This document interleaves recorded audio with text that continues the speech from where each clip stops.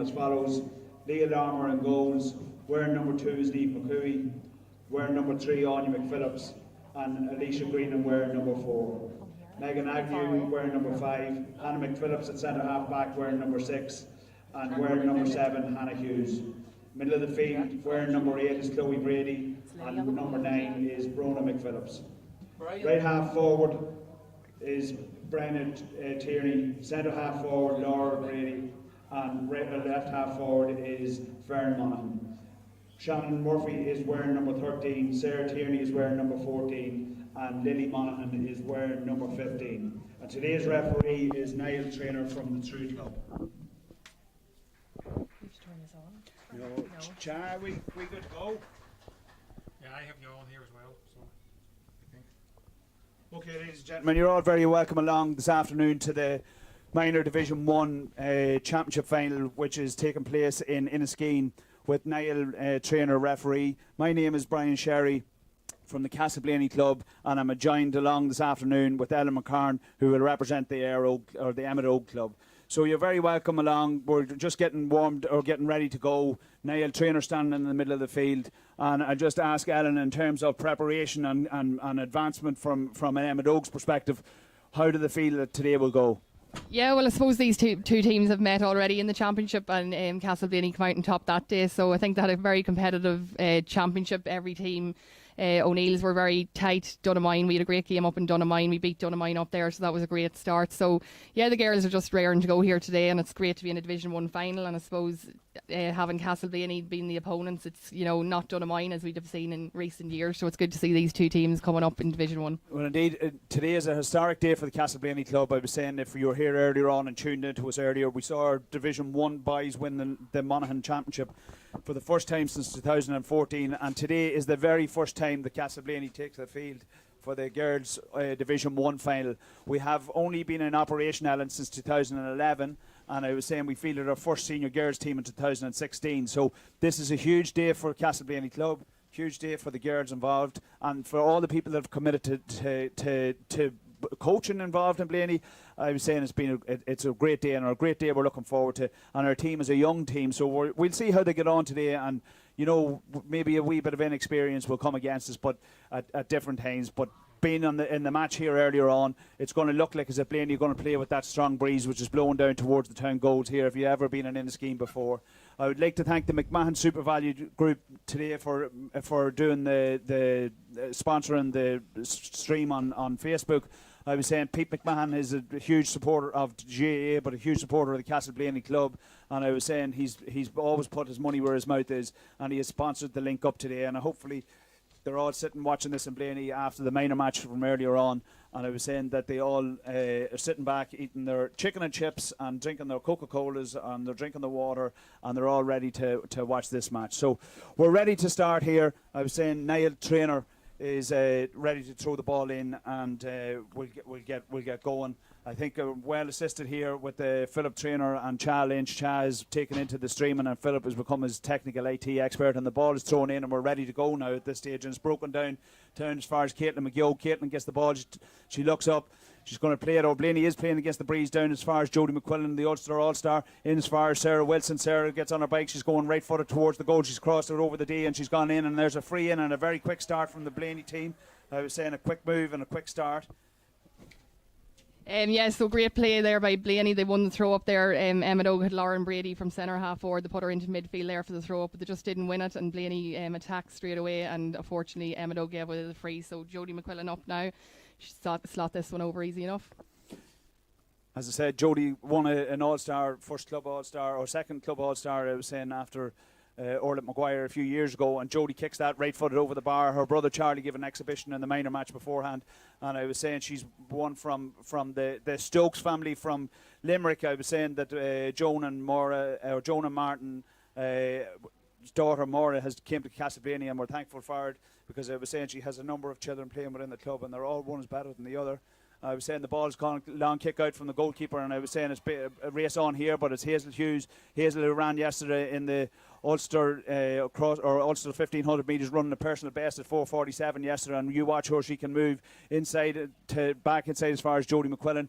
Jodie gets on the ball, she's getting her head up. Blaney going to try and work the ball against the wind, and I was saying she's giving a flick ball inside. It's gone down as far as Brona Malone. Brona's going forward with the ball. She's right footed. She kicks the ball in, and it's won back there by the Emmet keeper, Leah Lorimer. Leah kicks it out here, got to Brenna Tierney. Brenna needs a bit of help here to get it out of the back line. She kicks it across straight to a Blaney player. And I was saying it's Aoibhinn McCooey. Aoibhinn on the ball. Aoibhinn is granddaughter of Brian Duffy's. I was saying would have played with the Faughs down through the years. She's lightning pace of her uncle Peter. I was saying played inside as far as Aoife McGill, and his ball is intercepted by the Emmet full back, and I was saying it's broken out this side as far as Hannah Hughes. Hannah Hughes gets the ball out, and it goes down along the lane to Fern Monaghan. She kicks it down towards Lauren Brady. Lauren gets the ball, she gets time, she gets her head up, she kicks it right footed the whole way down the lane, and there's a push in the back, and that's a good spot by Niall Traynor. And I was saying there's a foul, I think it was on Shannon Murphy. And Sarah Tierney there, yeah, great ball in by Lauren. They'll be trying to get that ball into the full forward line of Shannon Murphy, Sarah Tierney and Lily Monaghan. Lightning quick, the three full forwards. So Sarah's on the ball here. She might just give it to Lauren, it's a bit far out for her. So Lauren Brady with a chance here, I'd say she'll go short. The strong breeze blowing over Lauren's shoulder at this stage, and I was saying very noticeable in the first half. Look at that, ball's gone long and it's going to be let go, and it's Shona Brady using her experience and letting the ball go. So it's Molly Hart to start out from the 13-metre lane, and it was saying kicking in against the breeze. I'm assuming Brady will have to go short, and it was. There seems no movement, and I hear Paddy Conlon shouting long, but I'm not so sure whether it's right to go long at this point. I was saying that breeze is quite significant, and so Molly gets the ball out, but she kicks Lauren it straight Brady to straight number on, 11. so she's going for goal. Lauren should get by the keeper. Well done, Lauren. Yeah, finish it. Well done, great goal by Lauren Brady. Alert there for the bad kick out from Castleblayney, and a great finish by Lauren. So there you have it after 2 minutes, the first goal of the game, and it's Castleblayney 1 point, Emmet a goal. And I was saying that Molly kicks the ball out again, but it's going against the breeze, and Blaney need to be very careful about that, and it's going to cause them trouble. Sarah Tierney on the ball, and again, yeah, free. So Emer McKiernan deemed to have fouled her, and I was saying an opportunity for, I think it's going to be Lauren Brady, is it? Sarah Tierney, I'd say, Sarah have Tierney. a crack at this one, yeah. Emmet Oak seemed to be going zone there in the kick out, which seems to be working for them. Blaney are getting it hard to get it out. So Sarah will take her time taking this. She took the frees for our senior team there over the championship, so she'll be well used to these frees.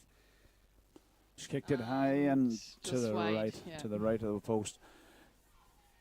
So if you're joining us, there was late drama in the minor match, in the boys' minor match, where a penalty was saved by Brandon McCaig, the Blaney goalkeeper, with literally the last kick of the game, 6 minutes into injury time, which preserved a 2-point advantage, and Blaney went on to win the match. The ball's kicked out now and it's gone.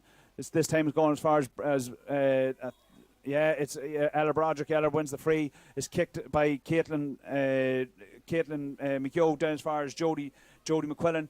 Player inside, number 12 is Grace Hannerty. Grace Hannerty looking for her. She's on the move. Jodie's going to toe to hand. She's got the ball. She's going to kick it across the field, and she's looking for Aoife McGill. Aoife is going to go straight down the throat of the defender. She kicks it in. She's played the ball. Brilliant ball inside, and it's inside. And that's some goal. That is a fantastic wide. I thought that hit the back of the net. I really did. I was saying that was wide. Wide, yeah. Unlucky there. Emmet Oak were kind of sleeping the left back girl in full forward free there, and she's just unlucky to miss that. But again, Jodie McQuillan, they're looking for Jodie all the time, and she's doing all the work out around the middle. So the ball's come along this time, and Emer McKern's going after the ball, and Melissa Carr's beaten to the ball by Lauren Brady. And there's a high tackle, but it's an accidental high tackle by Emer McKernan. Yeah, so Lauren Brady again on the ball. I'd say she'll hit this quick ball in now to Shannon Murphy or Sarah Tierney. It's just 2-on-2 inside. The referee's just taken note of number 7, Emer McKernan for Castleblayney. Emer's a tough girl, in fairness, and I'm saying that was accidental though. So Lauren Brady on the ball here, so Lauren will be looking to go short. She needs a bit of movement here from Emmet Oak. Hits the ball into Shannon Murphy. Shannon tries to get it before it goes out. I think she'll make it. Yeah, well done, Shannon, yeah. Shannon will need a bit of help here there to Lily Monaghan. Passed out to Lily. Lily passed to her sister Fair, and just a bad pass. Blaney have the ball. Caitlin McGill. Caitlin gets the ball. Emer Rudden. Emer gets the ball, and she's just going to put the ball down, and she's going to let Brona Malone. People might know Brona. Her father Raymond is the referee. He's going to be refereeing the junior final next week, the men's junior final, and a good referee at that. I was saying she's looking for Jodie McQuillan. Jodie, tough as nails, gets the ball up. Torrance makes a spin. She's got the ball. She's going to look forward. and she's played the ball forward here towards Evie McCooey. Evie McCooey's going to put the burns on if she can get it.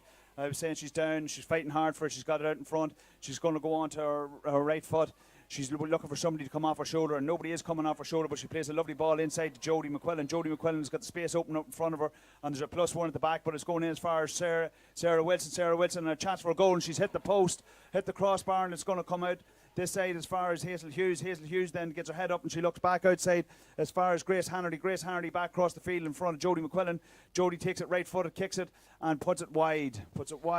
Yeah, Castleblayney will be disappointed there. That 2 goal chances that should have been converting them. But again, Emmet Oak need to tighten up, and Jodie McQuillan there. She had a lot of space and she had a great ball in there to the corner forward, who the corner forward seems to be a nippy player there. So Emmet Oak just needs to be a bit tighter in the back.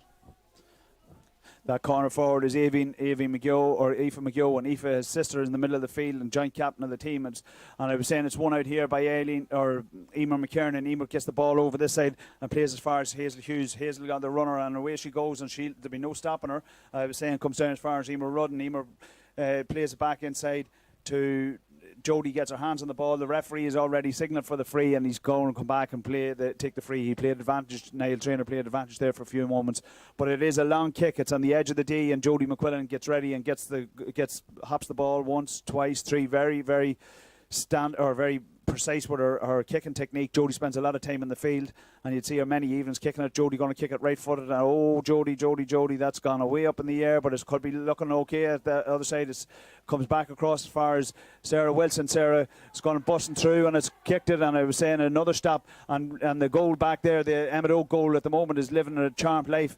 I was saying 3 opportunities for Blaney, and none of them taken, and hopefully they won't miss that at the end, and a pull on the jersey on the Emmet Oak cornerback, I think it was. Emmet Oak cornerback, yeah, Hannah Hughes. So Farron Monaghan takes the free down to number 15, Lily Monaghan.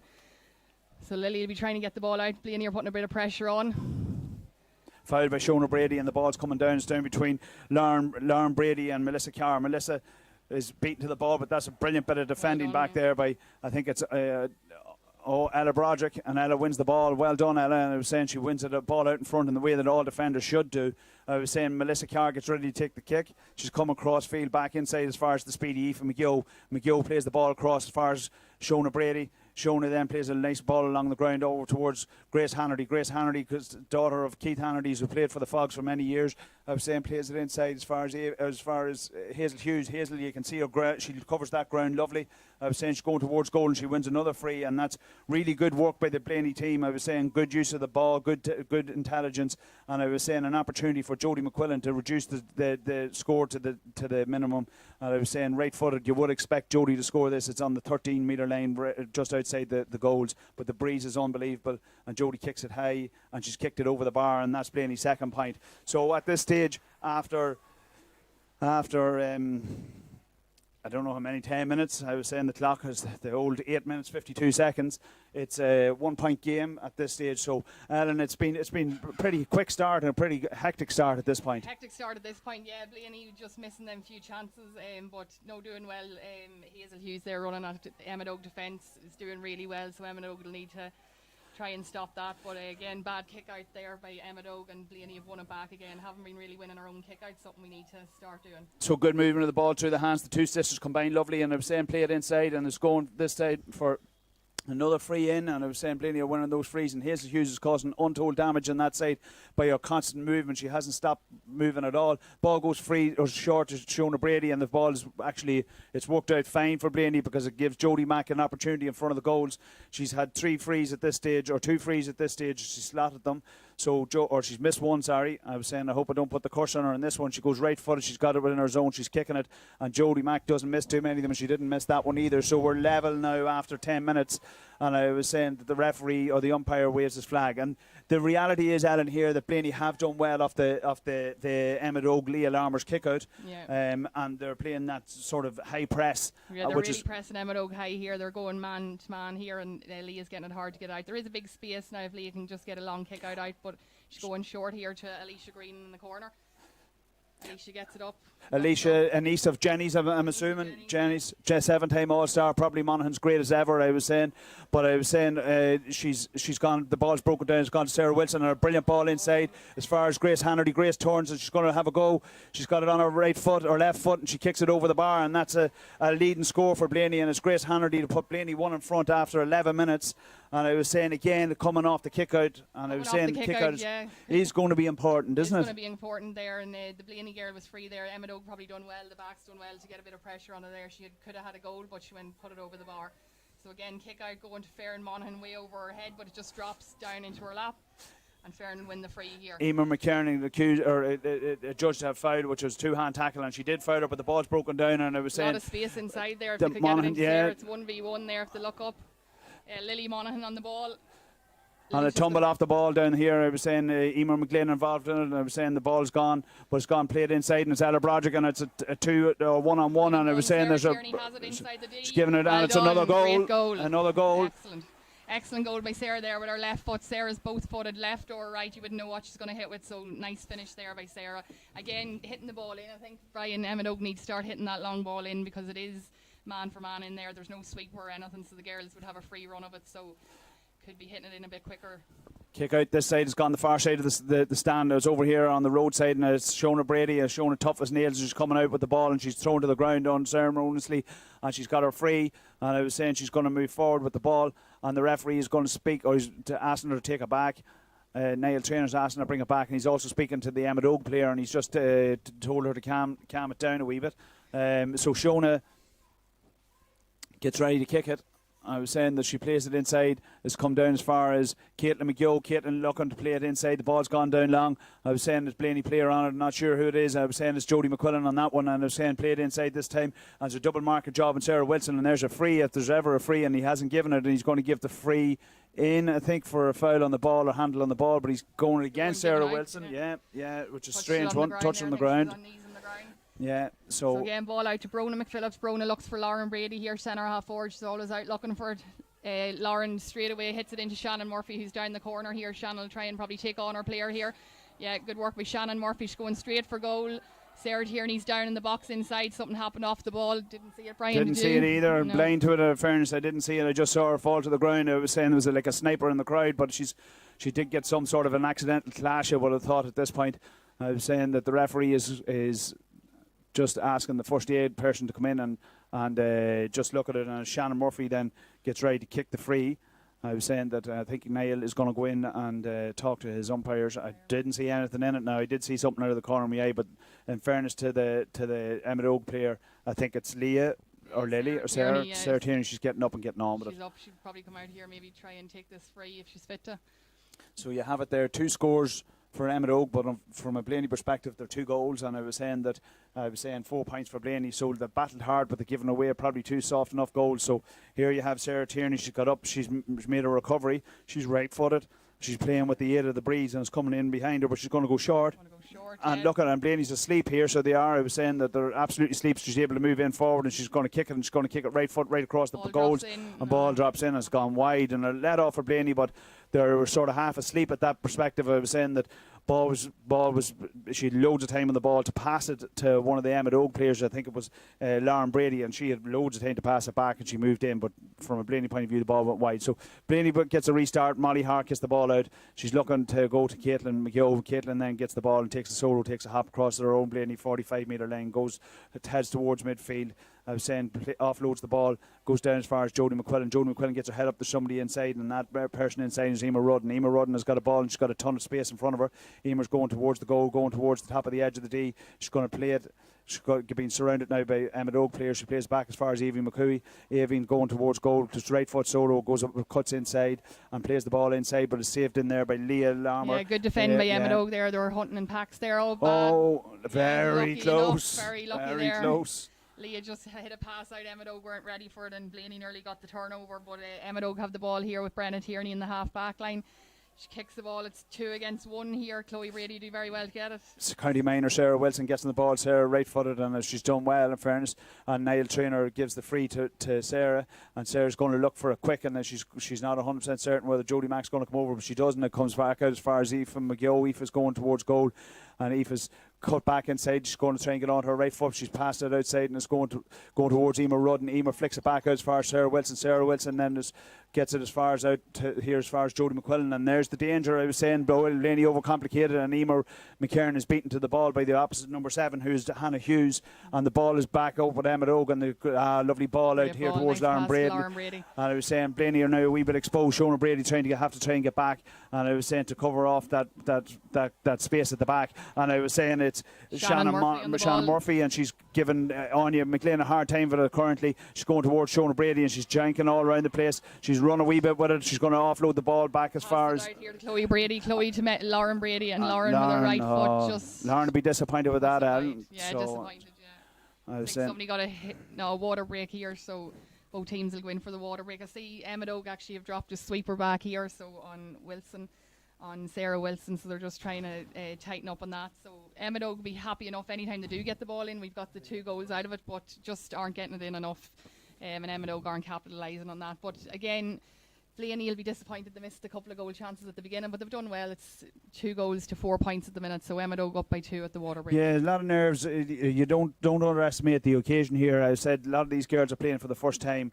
Actually, both clubs are probably playing the first time at Division 1, and I was saying that it is nervous, and there's good quality on board here. So there are a number of players on both sides involved with county teams, either at under 16 or at the minor team. And it was Darren Green, and I'd be looking forward to getting some of these players back in the next week so that he can get his preparations done. But I was saying there's bigger, more important things for us as club players here. I was saying it's for us to go and try and win a club championship, and hopefully that can happen. And I'm only speaking from a Blaney perspective here, so I would like to have a historic day where we've won 1. I'd like to win 2, and there's nothing wrong with greedy. I was saying it needs to be greedy every so often, Alan. So you're right. Yeah, I suppose Emmet Oak were unlucky last year. They were beaten by Dunamine in the Division 1 minor final, so they'll have their heads up trying to win it this year. They were very disappointed last year, but again, good enough start. So the good 2 goals, they'll just be wanting to try and get a few points over, especially with that breeze, massive breeze, as Brian has said. So Lauren Brady's a great kicker, so she'll be trying to have a few shots and trying to put the ball over from further out. Lauren's given us a bit of trouble, and so is Shannon Murphy. Shannon Murphy's coming out here this side underneath the stand and has won a number of balls out in front. Yeah. And I was saying, from a Blaney point of view, we'd be disappointed with probably the couple of goals. I know Paddy Condon, I was saying a defender himself would be looking at it and going, oh God, there were 2 soft enough goals to give. But look at the end of the day, I was saying it is what it is. We are playing in a minor final. For all girls, there's going to be mistakes, particularly in that opening 10 or 15 minutes, where where nerves and players probably now have settled down, Alan. And I was saying probably get a decent pattern out of the game. But Blaney would be content, be realistic if they went in at this stage at 2 points down. And I don't know whether you noticed this from playing, but I was saying I've noticed it from commentating. The water break always has a huge effect. Massive effect, yeah. When you're winning, I suppose you don't want the water break, but when you're losing, it does give teams a time to settle down. But again, Blaney kickouts, and well won by the Blaney player Emmet Oak, putting a bit of pressure on, trying to turn it over. Great work by Lauren Brady there, and throw up. I was saying between Melissa Carr and Lauren Brady, and I was saying that ball's going to be fired up, and I was saying Caitlin McGeough has gone in to try and win it, and Caitlin's in with Lauren Brady, and the ball's broken down, and the Emmet Oak players. Farron Monaghan, and Farron Monaghan drives and wins her free. Well done, Farron. And so pulling her jersey, and I was saying that Farron's left the ball and she's going to leave it, I think, to Shannon Murphy, is she? To Sarah Tierney again. Sarah's going to have a go, yeah. So again, Sarah has a pop. And great score by Sarah Tierney. Lovely score from outside the D. So again, she had the win to assist her, but great score by Sarah. Great work by Lauren Brady there, centre half forward. She's really working hard. So she's aggressive. Yeah, very aggressive. Yeah, very strong in the ball. Yeah. So again, it's going to be a push up. Everybody pushes up in the kick out, which is a great thing to see, because I was saying it makes the game more interesting. But the ball has gone long and it's gone straight to Brona McPhillips. Brona looks up. Still on the ball, she passed it out to Shannon Murphy. Shannon has Lily Monaghan outside of her. Lily turns on to her lovely left foot, and great score by Lily Monaghan. Fantastic score. That's a super score. Super score by Lily. Lily's sister of Farron Monaghan there. Excellent players, the Monaghans. They've played in our senior team, so great score by Lily. If she gets on that left foot, she's going to put them over all day. And that's opened up a gap at 2-2, which is obviously 8 points to 4 is double scores at this stage. So Molly Hart gets the ball out and kicks it out. And I was saying it's a knockdown straight from a Blaney player straight down, and there's 2 or 3 players after going in there. Collision. Yeah. A collision. Everybody went hard and went fair for the ball, but there was a genuine collision in there. And I was saying that But it's look at the ball is can't even get to the 45 with the breeze. Emmet Ogre. So they're doing zonal on the kickouts, and it's really working for Emmet Ogre, and they're fighting for every ball and winning the breaks, I suppose, as well. Any break, Emmet Ogre seem to be winning it. So I think it's an Emmet Ogre free here out in the 45-metre line. Again, Lauren Brady getting a bit of treatment here, but I think it was just a bit of a knock. The two of them went hard for that ball, and Lauren's still down.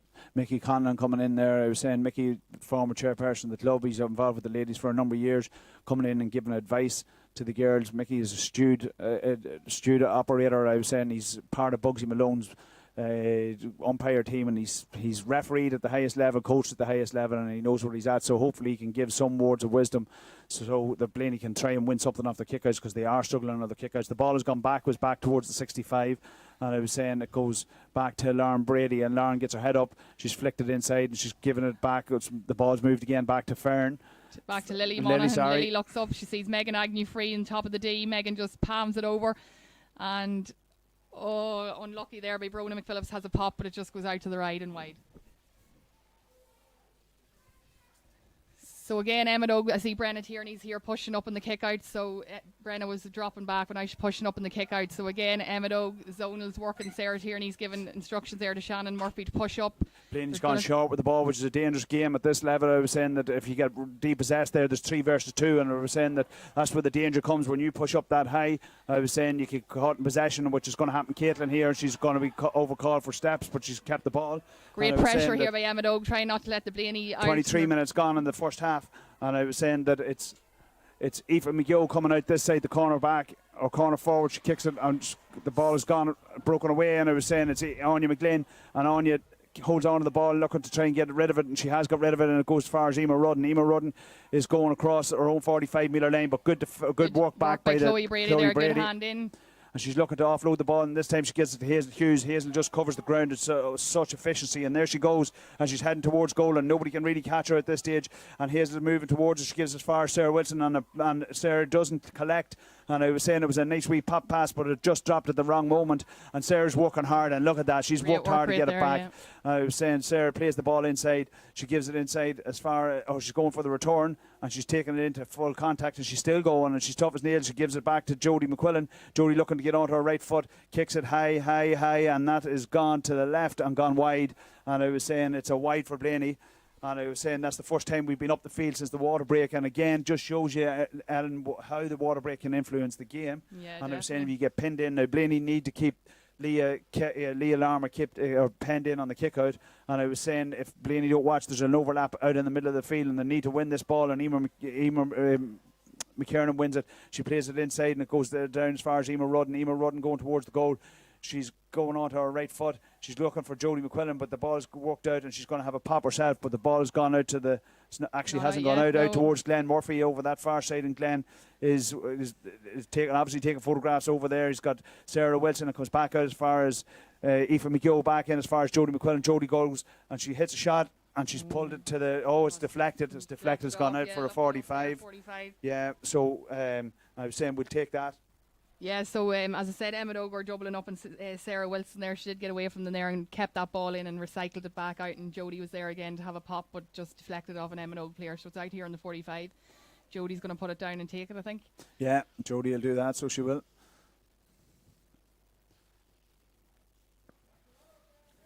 A runner here coming from deep. Emmet Ogre just sleeping a wee bit. Lily Monaghan goes to track her. Jodie hits it inside. Ball's gone in over the top, and it's gone in as far as Caitlin McGill. Caitlin, I was saying, gets it on her right foot. She's looking to play it back. She's dropped it, and I was saying she's going still. She's going round circles, but she's still going. And I was saying the ball is overturned. Good defending there by Megan Agnew. So Megan wins the free out for Emmet Ogre. I was saying Leah Monaghan's coming up, but again, this time it's Ella Broderick. Ella plays inside as far as Jodie, and in fairness to Emmet Ogre, they've that D well covered, and I was saying nobody can get a shot, and there's a free in, but I was saying Ellen have it very, very tight in there, and it's very difficult to get a shot away, and even against the breeze is more difficult, I suppose. Difficult, yeah. If you just look out there now, Emmet Ogre keeping 3 up, 3 inside, and the rest of the players are all back in that 45-metre line. So yeah, they're trying to pack out the defence and not let, I suppose in the first few minutes, Castleblayney were getting that dinky ball inside, and it was 1-on-1, so Emmet Ogre just trying to counteract that. So Jodie's on the free here again. She should pop this over.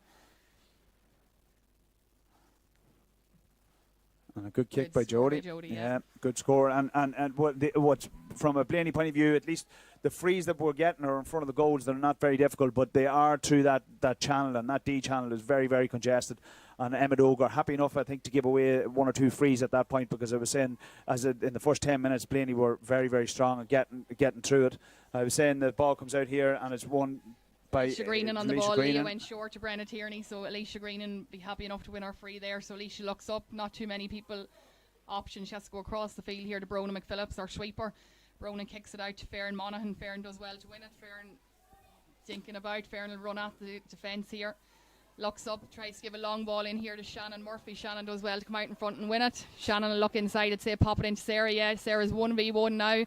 Blaney trying to get 2 people back to double up on her. Sarah looks for Shannon, back to Shannon.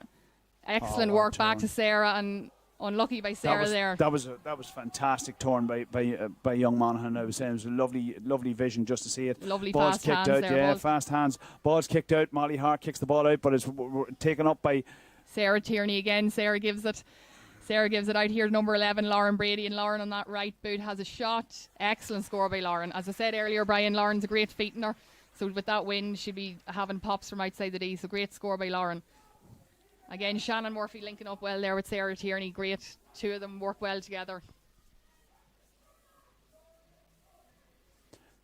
So Molly kicks the ball out and it's coming out towards Caitlin this time, but it's Great won hands again by by Lauren Lauren Brady, Brady. and she's having a stormer of a match, so she is. And Blaney give away the free just right on the 45, so Lauren gets up herself and gets ready to steady herself to have a pop at it, and it wouldn't rule her out that she would score from 45 yards out. No, We're saying that breeze behind her, and she has good feet, as you said, Alan, so she's getting herself squared up to have a go. I was saying Blaney just need to be aware of it coming. If it does drop short, is there somebody in there to pick it up? So she's taking stealing a yard or two.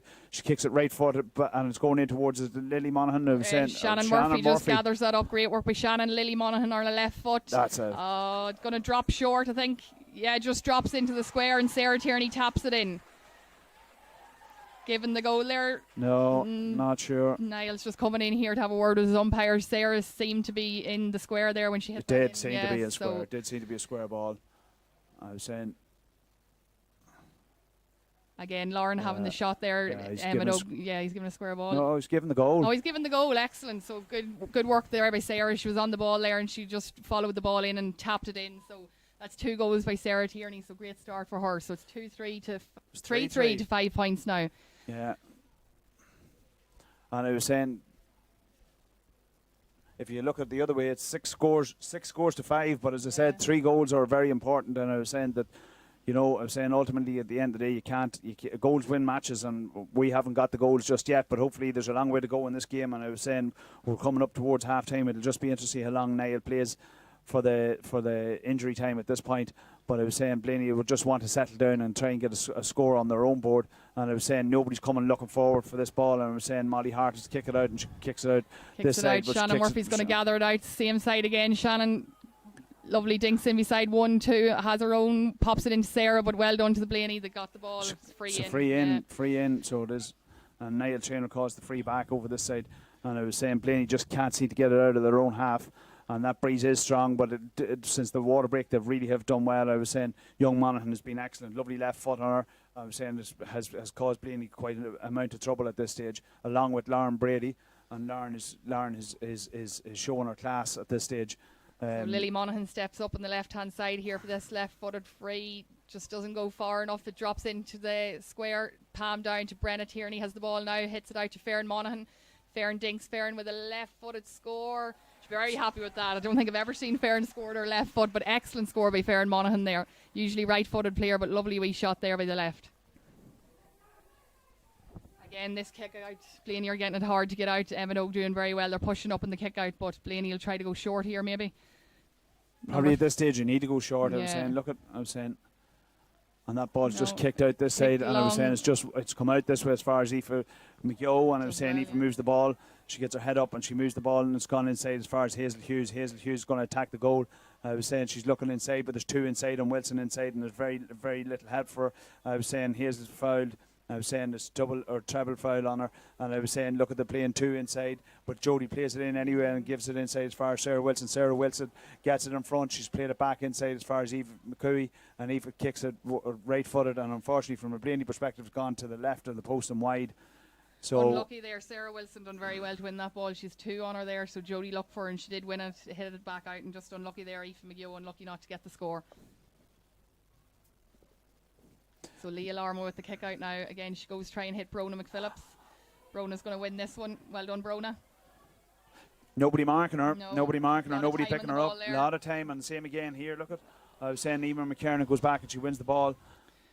But I was saying Blaney have just been a bit loose on those kickouts and let them out very easy, and she's blocked down. And I was Excellent saying block there by Shannon Murphy. Again, Emmet O putting pressure on Blaney, not trying to let them out. Shona Brady gets the ball and she's kicked it inside as far as Aoife McGill. Aoife's going straight down the middle of the goals, and she's going to flick it inside to Jodie McQuillan. Jodie's going to stretch the legs and see can she go directly at goals. 2 in on Sarah Wilson. Jodie has to go on it herself. She's going to head towards goals. She left footed, and that's a great score by Jodie Lovely McQuillan. score by Jodie on her left foot. Excellent. So that brings the score back to 3-4 to 6 points. And it was, as we come towards half time, but a good score by Jodie Mack. But good work from Blaney coming back from their own half back lane and moving the ball at pace. So they're getting ready for the kick out. Niall looks at the watch. He's ready to throw it out, and I think he's going to just call it. Oh no, he's going to let play go. He's going to let play go. And I was saying it comes over this side, and Grace Hannity gets on the ball. Grace right footed down the lane. I was saying as far as Caitlin McGill back outside, as far as Grace Hannity. Grace cuts back inside. She's going towards goals. She's got it on her right foot. She's gone back outside this time as far as Caitlin McGill. Caitlin's standing in the space and loads of time. I was saying Caitlin's going towards, and she's going towards Jodie McQuillan, and Jodie kicks it, and this time is right footed and it's gone wide. And I was saying Jodie had a player inside who could have used it, and maybe a goal opportunity, I was saying, for Blaney. But I think Niall is just about to blow the whistle for a half-time break and a cup of tea and maybe an old sandwich for him. I was saying at this point, I was saying that we've played over 30 minutes and the ball's going to come out. He's done a good job, Niall, in fairness to him. So it's gone. He goes long there to Brenna Tierney. Brenna's and she's well done beaten by Shona Brady, and Shona's take tough, so she isn't the ball. Oh, that was unlucky. Unlucky. It was it was well done by Brona McPhillips. Yeah. I was saying I thought it was going to go over her head and fall into the Blaney hand, but then Shona Brady gets it back, and Blaney could do with a score, and particularly a goal if they could before half time. I was saying it goes down as far as Sarah Wilson. Sarah goes, and she's been double tagged all the time. And I was saying that, but Blaney have it, I think. No, Emmet Oak have it, and they have an opportunity to clear their lines at this stage. And I was saying the ball comes out long. A ball out long to Chloe Brady's going to try and run for it. Well done by Hazel Hughes. Hazel picks it up on the far side out towards the roadside, and she's going back towards her own goals, and she's just solo on ahead. She's going to look inside, and Sarah Wilson is free on this time, but she's going to go herself. I was saying inside as far as Emer Rudden. Emer then cuts back in, and I was saying that Jodie McQuillan gets it, and again it's blocked again, and here's opportunity for Jodie, and a goal opportunity. Great save by Leah Larmour. Comes out to meet Jodie and just gets blocking the ball. Well done, Leah. Out for 45. Wide, it's gone out for a wide. Yeah, I was saying Blaney have rued their opportunities. They've missed 3 or 4 goal opportunities at this point, and there you have it. Niall trainer blows the whistle for half time, and I was saying the score is Blaney 6 points, Emmet Oak 3-4. You have to be happy with that, Ellen. I was saying they've done well. Done very well, yeah. Emmet Oak's done very well, and just they're lucky enough there, and Blaney have missed 3 goal chances there that they'd be kicking themselves. They didn't get that last one anyway going in at half time. Would have been nice to get that goal, but Emmet Oak, anytime they get it up to the forward line, they are getting scores, but I suppose they're just getting it hard to get that kick out, and Blaney keep coming at them. But we've doubled up on Wilson there. She was causing a lot of trouble in the first 15-20 minutes, but it seemed to tighten up on her now, which is working well for Emmet Oak. And the goalkeepers, both goalkeepers, like when you're struggling with your kick out at any level, you're going to struggle to clear your lanes. And I was saying it's an attacking platform for the forward unit if they can do it. And Emmet Oak have done it really well and been very successful. Like those goals have all really come from kickouts, and a couple of their scores have come from kickouts by pressurising their forwards. Blaney have been living off scraps in terms of getting frees on the edge of the D. And don't know what Jodie has scored. Jodie's probably scored 5 of Blaney's 6 points, and I was saying probably 4 of those are coming from frees. So you've got to get more people on the ball, and you've got to get more people going creatively forward. And I was Yeah. saying we're getting our fist passes are going too short, and they're going into that congested area, and we're not getting out on the wings, and we're not creating enough overlap from the players. So. And just see there, Brian, so off Blaney's forward line, Jody McQuillan and Grace Hanratty are the only ones to score, whereas look at the Emmet Oak side, 4 of the 6 forwards have scored now in the first half. So a spread of scores in Emmet Oak, whereas Blaney are kind of relying on Jody to get the scores for them. But Emmet Oak, again, putting serious pressure up high. So the full forward line of Shannon Murphy, Sarah Tierney and Lauren Brady really working very, very hard, and really Blaney are getting it difficult to get the ball out there. So they'll be trying to do that in the second half as well. Blaney now with the win in the second half. Jody will be happy enough with that. She might try She'll try a few long range ones, Yeah. and I was saying that you'll find ultimately at the end of the day, I was saying that, you know, I hope Blaney kick the ball forward and try and use the because there's a great big open pace or pitch, and you have fast forwards in there, and Aoife McGill and also in Avine McCooey, who when they get a sniff of goal will go directly at goal. But again, if you're playing the sweeper up front or back on Saoirse Wilson, it's clogging the whole thing up, and we'll just have to wait and see how the tactical know-hows of Mr. Condon and Mr. Brady on the other side will plan out for their second half. So. We'll let you go and get a cup of tea, draw your breath, and we'll see you back in here in just at the beginning of the second half in a few moments' time.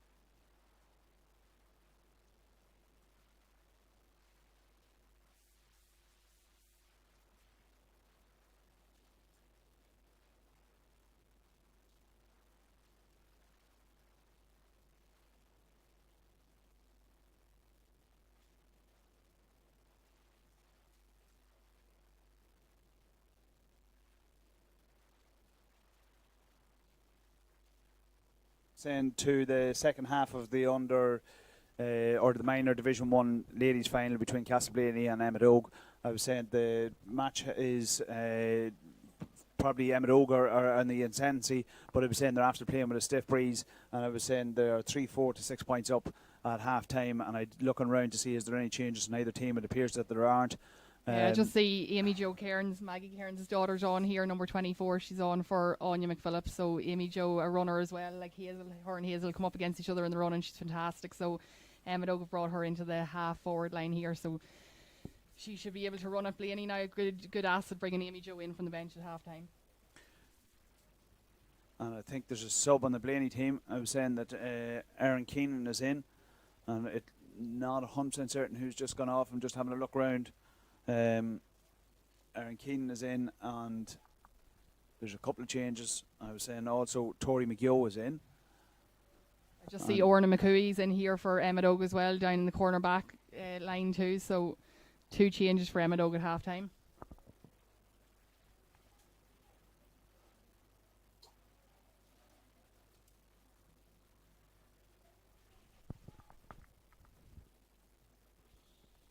So the ball's in. I'm saying away we go. Well, won by Lauren Brady in the middle. Lauren looks up 2 on her. She Lauren slips. wings are free there. Yeah. I think she just banged the head there maybe when she fell down. Again, Lauren, good height there for the throw in. Good by Emmet Oak putting her in for the throw in. So Lauren wins a free in here.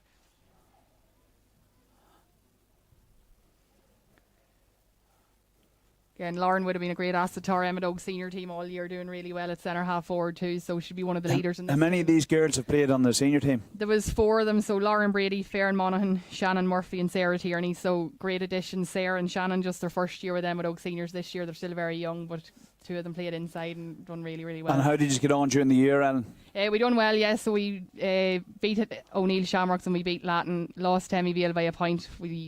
That was a game that we'll never forget. Now, we didn't have our shooting boots that day. We left them behind us and we should have been beating Emmyvale, but came up against Dunamine then and they beat us. But you had the Clerican boots on that day around the McCarn boots, I definitely did, yeah. Great ball in here to Lauren Brady. Lauren goes up, but just well done, well won back by Lauren. She wins it well and she gets it and she's going towards the goal. Lauren drives at the Blaney defence. Good work by Lauren. She's going to get bottled up here and gets her free, wins her free in. Good work by Lauren, very strong in the ball. She is very strong. She carried that ball, and that's what they're going to have to do against this breeze. They're going to have to carry it. And I was saying it's not the ideal start that Blaney would have wanted, but I was saying that there's an opportunity here for Sarah Tierney, and Sarah doesn't miss, and she's scored again, and it's a shootout between the 2 free takers, and Sarah is probably getting more opportunities than Jodie has at this stage. And I was saying Molly Harker tried to get the game kicked, and this time she's gone long, and I was saying she's kicked it out right up underneath the roadside, and I was saying it's picked up by the Emmet Oak player. By Megan Agnew. Megan Agnew gives it to Amy Jo. Amy Jo's going to run at Blaney here now. Amy Jo looks up, tries to give a bit ball into Lily Monaghan, but it just goes too far and Blaney sweep it up. It's picked up by Shona Brady, and Shona gives a 1-2, and she's going to look for Caitlin. Caitlin McGill has it, and Blaney want to move the ball a wee bit quicker, and I was saying it's gone toe to hand, and I was saying Caitlin's going to be gobbled up here if she doesn't watch herself. She's come across the field and she's dropped the ball. I was saying that it needs to go, and I was saying over here as far as Eamon McKernan gets out in front and she's going towards the goal, but she's been well tackled by one of the Monaghan. Farron Monaghan, yeah. Monaghan, I was saying that it's gone, and she's played the ball inside and is looking for Sarah Wilson, and Sarah Wilson again has been double marked. And I was going, the crowd are all shouting here. I was saying I think they were looking that Sarah may have fouled. And well swept up there by Orna McCooey. She's just in at half time there, so good work by Orna McCooey. Emmet Oak look up, Brona McPhillips hits it out to Alicia Greenan on the wing. Alicia Greenan wins it, tries to get by the Blaney. You're doing well to hold them up, trying to hold Emmet Oak up that they're not coming out. Good defending there. Brona's been bottled up, but Alicia Greenan comes in and helps her out. Alicia looks across the field and Amy Jo's there free on her own. Amy Jo just driving with the ball, gives a pass into Lily Monaghan. Lily does very well to win that ball. She does really well. I was saying beating Shona Brady out in front, and I was saying Shona very committed, and here you go again, but the ball's on the ground and it's just a wee boot on it by Emer McKernan, and I was saying that's obviously a foul, and I was saying that it's so Farron Monaghan has a free here out. Yeah, he's taking it back to original infringement, which I didn't see. No. So Lauren Brady's coming out here. Lauren probably won't bother taking this because she's against the wind. So Farron takes it, looks up, tries to go short. Blaney have a sweeper in front of Shannon Murphy there. Lauren Brady gets it, wins the ball. Oh, she's Lauren still- gets by 2 or 3 defenders there. She's going to pop it inside to Sarah Tierney. Sarah Tierney's 1-on-1. And the Stopped goalkeeper, by- great save. Yeah, stopped by Molly Hart. I was saying that could be important at the end of the day. And I was saying there's Niall's going to throw it up, I think, is he?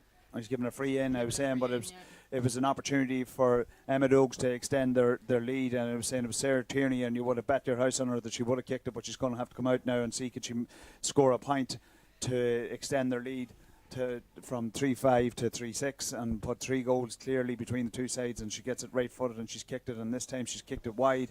And there, Ellen, you see the difficulty of the breeze. I was saying that was a fairly straightforward kick from the edge of the large parallelogram. Yeah, disappointing there from Sarah. So she'll be disappointed with that goal chance too. She kind of hit it straight at the keeper, but she needs to get the head up now and get going again. So again, Blaney kicked the ball out up good and high. 3 or 4 people go to a bit of a tussle there, and Shannon Murphy wins that break. The ball's going just straight up in the air from the kick out, and I was saying it's difficult to win it. I was saying there's no, it's just difficult Ball to get inside that ball. to Lily Monaghan. Lily Monaghan's going to go on her left boot again. Oh, it hits the crossbar down. Sarah Tierney's going to get the break.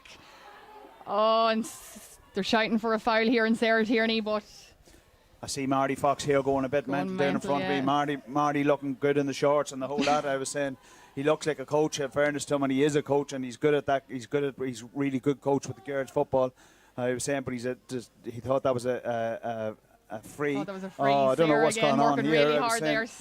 Going to win that kick out. Free in, definitely free in, pushing the back there. So Sarah looks to take it quick. They're looking for Amy Joe. You can hear it out here underneath the stand. Looking for Sarah to bring the ball, hit the ball back. So she hits it back to her sister, Brenna Tierney. So Brenna sweeps it up, hits it across to Chloe Brady. Chloe hits it inside to Megan Agnew. Megan will look to lay this off. Megan lays it off to Lily Monaghan. Lily to Farron Monaghan. Farron's going to drive at them, try and win her free. Hits it off to Lauren Brady. Lauren does very well to win that ball. Lauren with the trusty right boot. Serious score from Lauren Brady. Excellent. That's some score. I was saying that opens it up. It's now Castleblayney 6 points, Emmet Oak 3-6. And I was saying they've started the second half where they left it off at the beginning or the end of the first half. And I was saying Molly Hart needs to kick it, but the ball needs to go long. It's going too short. And I was saying we overturned the ball there a second ago.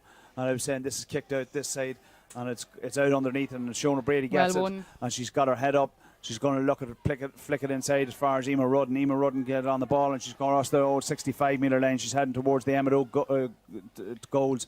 I was saying in as far as Grace Hannerty turns and is going towards goal. But Blaney need to get goals. I was saying even at this early point, there's 3 goals in it. And I was saying it comes as far as Aoife McGill going towards goal. Aoife's going to look and play it outside here as far as Hazel Hughes. Hazel Hughes going to cut back inside, but there's 2 or 3 players hanging over, and that's a free in. And I was saying Hazel has done well, but Blaney need to go direct, Alan, and I was saying that they need to get scores on the board quickly. Because I was saying after 6 minutes of the second half, Blaney need to be getting the scoreboard tipping over. So this is an opportunity for Jodie to reduce it to 8. At this point, she's just outside the D, and she's going to kick it with her right foot from the edge of the 21-metre line. She kicks it, and that's gone wide, I think, off the post. Off the post, breaks out as far as Grace Hannerty. Grace turns back inside, looking to play it back outside as far as Aoife McCooey, back outside as far as Hazel Hughes, back out as far as Jodie. Jodie plays the ball right across the field. It's good ball to Caitlin. Caitlin turns, she's going to shoot, and she's going towards goal, and that's a great goal. That is a great goal by the joint captain of the Blaney team. She may have conceded a score down below, but I was saying she's after responding extremely well with a brilliant right foot finish to the top of the net. So that now makes it Blaney 1-6, Emmet Oak 3-6.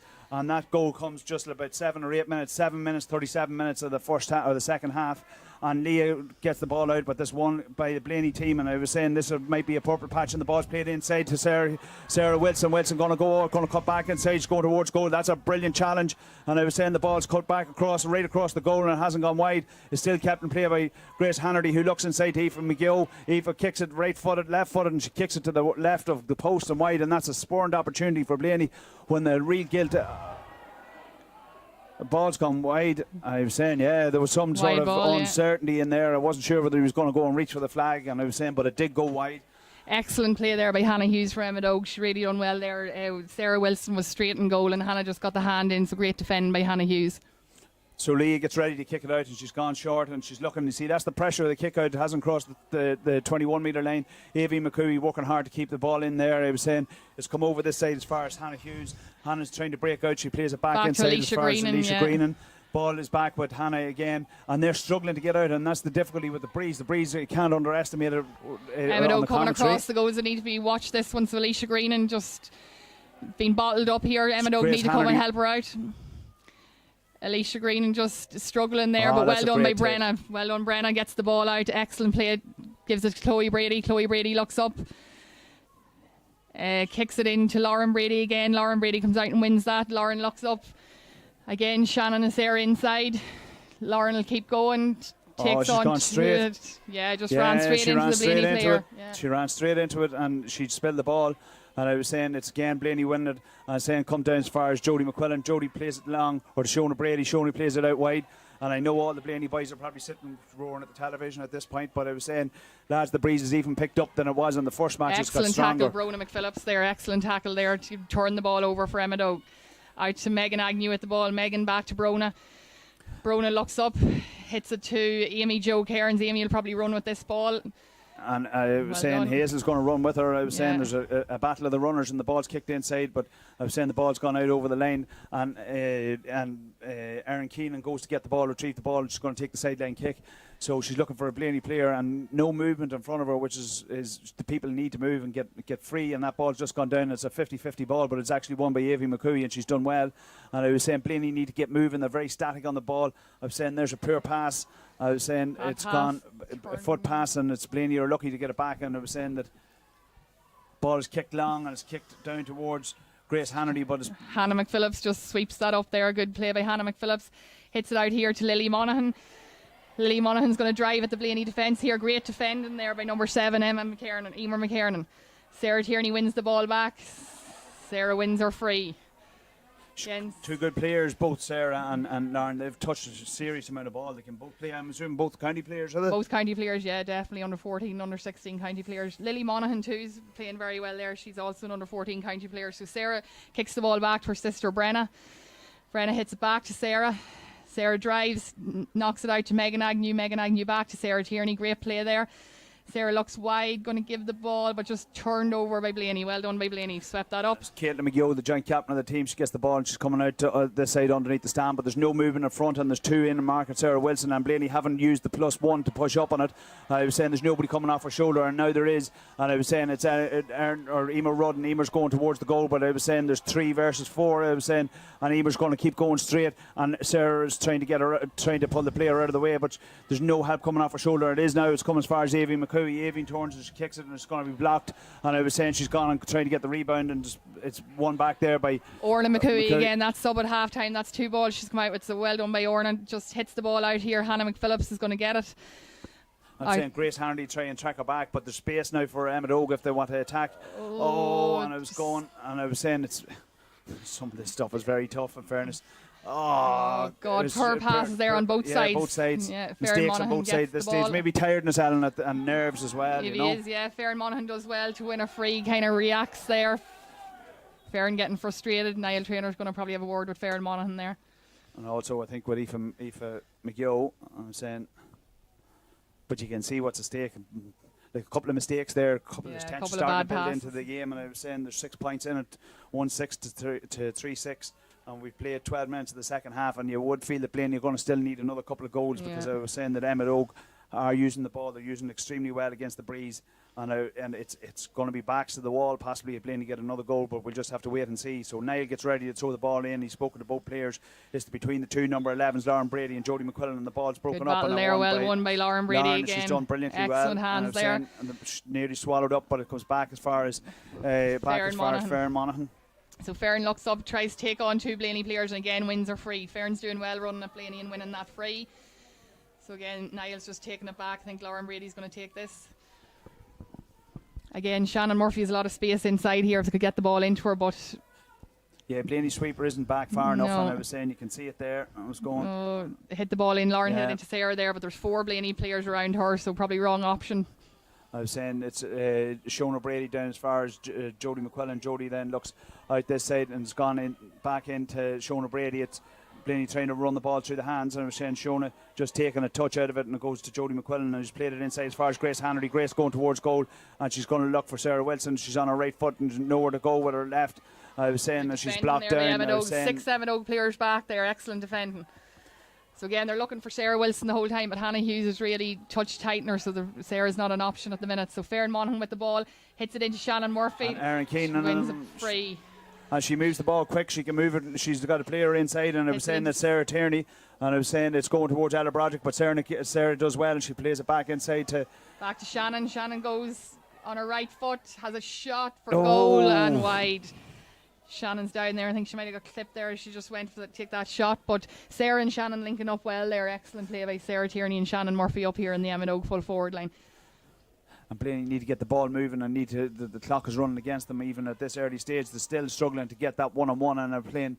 Sarah Wilson's been well marked out of the game, playing 2 inside her, and they're being very, very, very tightly marked. I was saying that ball's gone long, and it's looking down towards Emer Rudden, but it's gone over the head. Chloe Brady just sweeps it up there, yes. So Chloe Brady hitting it to Brona McPhillips. Brona's looking to hit the ball into Shannon Murphy, but again, Shannon's been well marked there, and sweeper in front of her. The sweeper picks the ball up there, handy enough. I was saying then it comes down as far as Emer Rudden again. Emer's got plenty of ball in the second half. She's looking to get her head up and to play the ball, and goes. She's got Jodie McQuillan on the other side, but then Jodie plays the ball and it's gone very long and it's gone down towards Grace Hardy. But there's the problem with the breeze I was saying. But in fairness, Grace has got it. She's done well. She's torn the player on the inside. She needs to get onto her right foot, and she's going to get caught. Needs a bit of help there. Yeah, she's given it free. Lucky Lucky free now, in fairness. There's nobody there from Blaney coming in, running in. We need players running off the shoulder. And that's where Blaney are struggling, Ellen. They're just struggling with that ball. Once it's been isolated up front, there's nobody coming running off the shoulder. And I was saying we need more runners coming from deep to try and create support and also break the line. But I was saying it hasn't happened. So Jodie McQuillan now with an opportunity to kick the ball over the bar and reduce the deficit to 5, and Jodie does that. I was saying we're now gone to the water break, and it'll be interesting to see what happens in the water break. I was saying whether Blaney can increase the momentum and try and pull that game back, but they do require probably a very quick start after the water break, Alan, just to make sure they get back into it. But I have to say I'm impressed with the way that Emmet Oak have played against the breeze. They haven't been wasteful of the ball. No. I'm saying they've retained the ball and done well with it, you know. Done really well, yeah. So great start by Emmet Oak in that second half, and getting the ball into the danger players. They're getting the ball into the likes of Shannon, the likes of Sarah, and then Lily Monaghan, Lauren Brady, all coming off the shoulder and popping the ball over the bar. I suppose that's probably the difference with Blaney. Blaney are getting the ball inside, but there's just nobody running through to help out. Yeah. And again, I'd just like to mention Super Value at the break. It's Pete McMahon's and Super Value. I was saying sponsoring today. He sponsored both the minor final, the boys minor final, and also the girls minor final. And we would encourage people to go and support our sponsors, McMahon Super Value, and go to the shop. And I'm sure people will want to talk football all day, as he always does. He doesn't do a whole pile of work, does our Pete. He spends more time talking than he does doing anything else and telling the staff what to do. But I was saying we'd like to thank him again for his appreciation. He was a very proud man here this afternoon when he had both his boys, the twins, playing on the minor championship team, and Pete playing in the minor championship 36 years ago. So it was. He played in the minor final, and I was saying now there's winners in Pete, Davy, and Keelan and Alton in the house. And I was saying I'm sure there's no slagging for the likes of the Marks and the Andys now over the years. The boys won't slag them at all. But I was going. It's great to see such great sponsorship. Paddy Conlon's out here. He's on the field. He's urging the players to go forward and to try and push forward. And we'd like to wish Paddy well. He's also off to a new venture now in the next number of weeks. And I was saying he's moving away from Castleblayney to take up a new position in Granard, and we'd like to wish Paddy well. He's been a great contributor to the club over a long period of time. He's been coaching from under 10s the whole way up, so Paddy will now be departing the scene. So we're getting ready to reset, and I was saying it's going to start back here with a goal kick for Leah Larmour, and I was saying that you'd have to say, Ellen, that Emmet Oaks are sort of not comfortable, but they're just that bit in front, and they're staying that wee bit in front. Wee bit in front, yes. So they are just a wee bit in front, and I suppose they just need to get this kick out now and try and.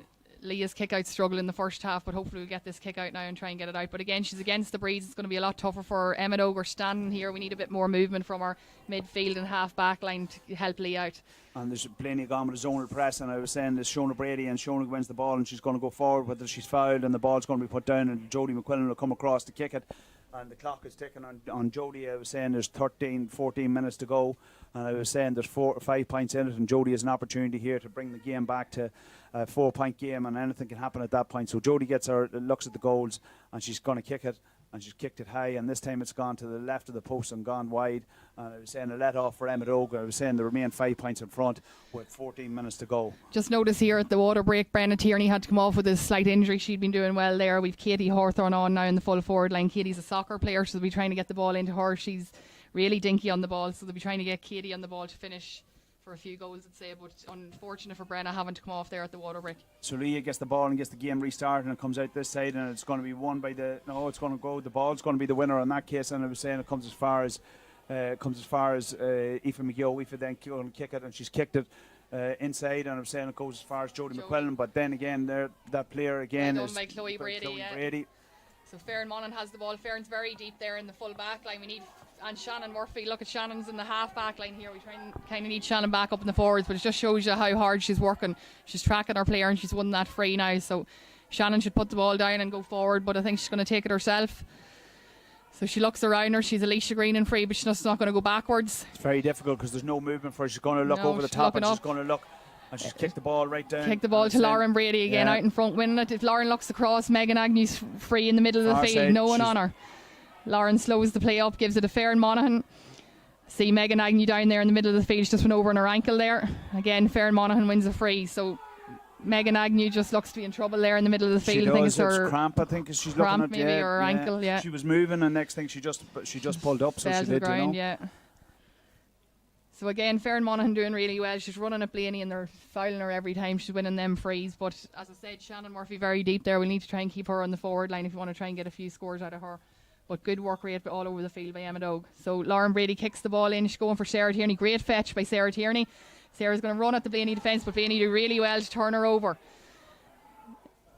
I was saying that the ball comes down now this time. Grace Hannerty. Grace Hannerty gets the ball, and she needs to move the ball quicker. I was saying the ball's every time you take a toe touch on it, Ellen, there's somebody drafting back, and now we can see it here on this side that the Emmet Ogue player number 13 is getting right back and playing in front of it, and playing in front of this as a sweeper. Noticeable that Sarah Wilson has come out the field. I was saying she's trying to get on the ball a wee bit, and here she is. She's coming towards the ball, and Sarah is moving towards it. And I was saying she's kicked it right footed. She's kicked it right across the goal, and the ball's going to be the winner there. I don't think that's going to get that far, or it actually is going to stop. And I was saying it's the Emmet Ogue player, and Caitlin falls in on top of it. And I was saying I'm not 100% certain what's happened here. I was saying that there's somebody down on the. Yeah, I think Shannon Murphy's just won her free there. But if you see Emmet Ogue have two players down here, Sarah Tierney's down in the full forward line, and Megan Agnew at midfield. So Emmet Ogue are two players down. So I think it's an Emmet Ogue free here. Is it from the sideline? Throw it up. I think he's up. given signal that he's going to throw it up. So I was saying it's all working to Emmet Ogue's advantage. I was saying the clock is ticking, and I was saying they've two players down. One is Sarah Tierney up this side, and the other one is Megan Agnew. And I was saying they still haven't got back, and Blaney haven't really copped it. I was saying in terms of having additional players. So the ball's thrown up and it's in, and Jodie McQuillan gets the ball, and I was saying she's heading towards goal and she's gone, and Jodie goes towards the goal. She plays it inside this time as far as Grace Hannerty. Grace Hannerty kicks a left footed kick, and it's gone high and it's gone over the bar, and that reduced the deficit to 4. Yeah, great score by Grace there. 19 minutes gone. 19 minutes gone. There's another Emmet Ogue player. They're falling like flies now at the moment. I was saying we don't have enough physios. No. I was saying it's Hannah Hughes down here in the full back line, I think. I'd say there's a bit of cramp, Ellen, because I was saying people, it's really warm. It's probably about 18, 19 degrees here, and the girls are playing well. It looks breezy. It does look autumnal, but it is quite warm when you're on the ground. And a massive pitch here in Inniskeen too. Huge pitch for the girls to be running up and down. So again, Leah kicks the ball out to Shannon Murphy. I think Shannon really should stop this, in fairness, because I was saying that you have 1, 2, 3 players down, 4 players down on the ground now at this stage, you know. Shannon Murphy seems to be playing in the half back line now, I think. So bad wayward pass McGill there. plays it inside into Emer McKern, and Emer McKern's going straight at goal. She's got an opportunity. She's going to kick it. She'll give it to Jodie. Jodie needs to look at over the top, and over the top inside there is the opportunity is gone. She's played across the field, and it's going towards Aoife McCooey. Aoife gets the ball. She's cut inside. She's going towards goal, so she is, and she's going to kick it right footed, and she's kicked it way out wide, and it's gone to the right hand side of the post.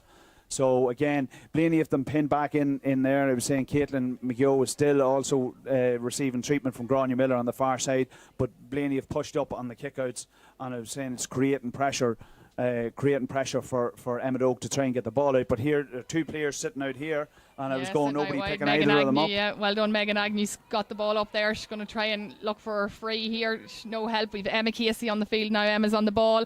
Emma goes to kick it across. Lucky enough, Hannah Hughes just gets the ball there and wins her free. Dodgy enough by Emmet Oak there, going back towards goal. Another Emmet Oak player down now. Yeah, that's Hannah Hughes that was down earlier. I think Hannah's struggling there. They might have to get a... I'm sure Niall Trainer will put on plenty of time at the end of it. I was saying it's now 21 minutes gone. I was saying the scoreline is Castleblayney 1-8, Emmet Oak 3-6, and I was saying we're into real dangerous territory at this point for Emmet Oak. If they concede a goal, you would think, Alan, that their backs will be against the wall, because I was saying Blaney will need the goal though. Blaney will need the goal. Yeah, definitely. And I see Sarah Wilson has come out further to try and get her on the ball a bit more, but I see Megan Agnew's just after coming off there. It was a cramp she got, and Emma Casey's on for her, so they're down here stretching her at the minute. Also, Hannah Hughes still down. Hannah done very well, and Sarah Wilson there in the latter part of the first half, so they'll not want to see Hannah having to come off, but physio just down with her at the minute. So a break in proceedings. I was saying an opportunity for possibly players to get water on, but they're not taking it. I was saying referee Niall Finnegan or Niall Trainer standing over and having a look at it and making sure that she's. I'm not sure whether she's going to get up. I'm saying that she does look to be in a bit of bother, Alan. Yeah, she does. Yeah. I suppose just looking here, Emmet Oak haven't scored since before the water break. They'll be wanting to try and get the ball up to the forward line here and try and get a score. They need a score at this stage. So Hannah seems to be getting up. I don't know whether she'll be fit to continue or not. They're just looking at her. It seems to be her ankle.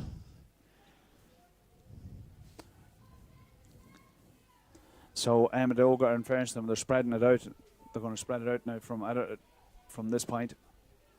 I think she's going to come off. Yeah, so I think Brenna Tierney's going to come back on. So Brenna Tierney was taken off there at the water break. So Brenna's going to go back on. I think maybe they're shouting at her. Yeah, she's got up and the way she's gone. In fairness. She's going to play on here, I think. Any bad Sarah kick Wilson there, Sarah now. gets it. Sarah needs to cut back inside. She's taking the right foot shoulder. She's going to look. She's go back here. She goes as far as Melissa Carr. Melissa on the ball. She fist past the ball and as far as Jodie McQuillan.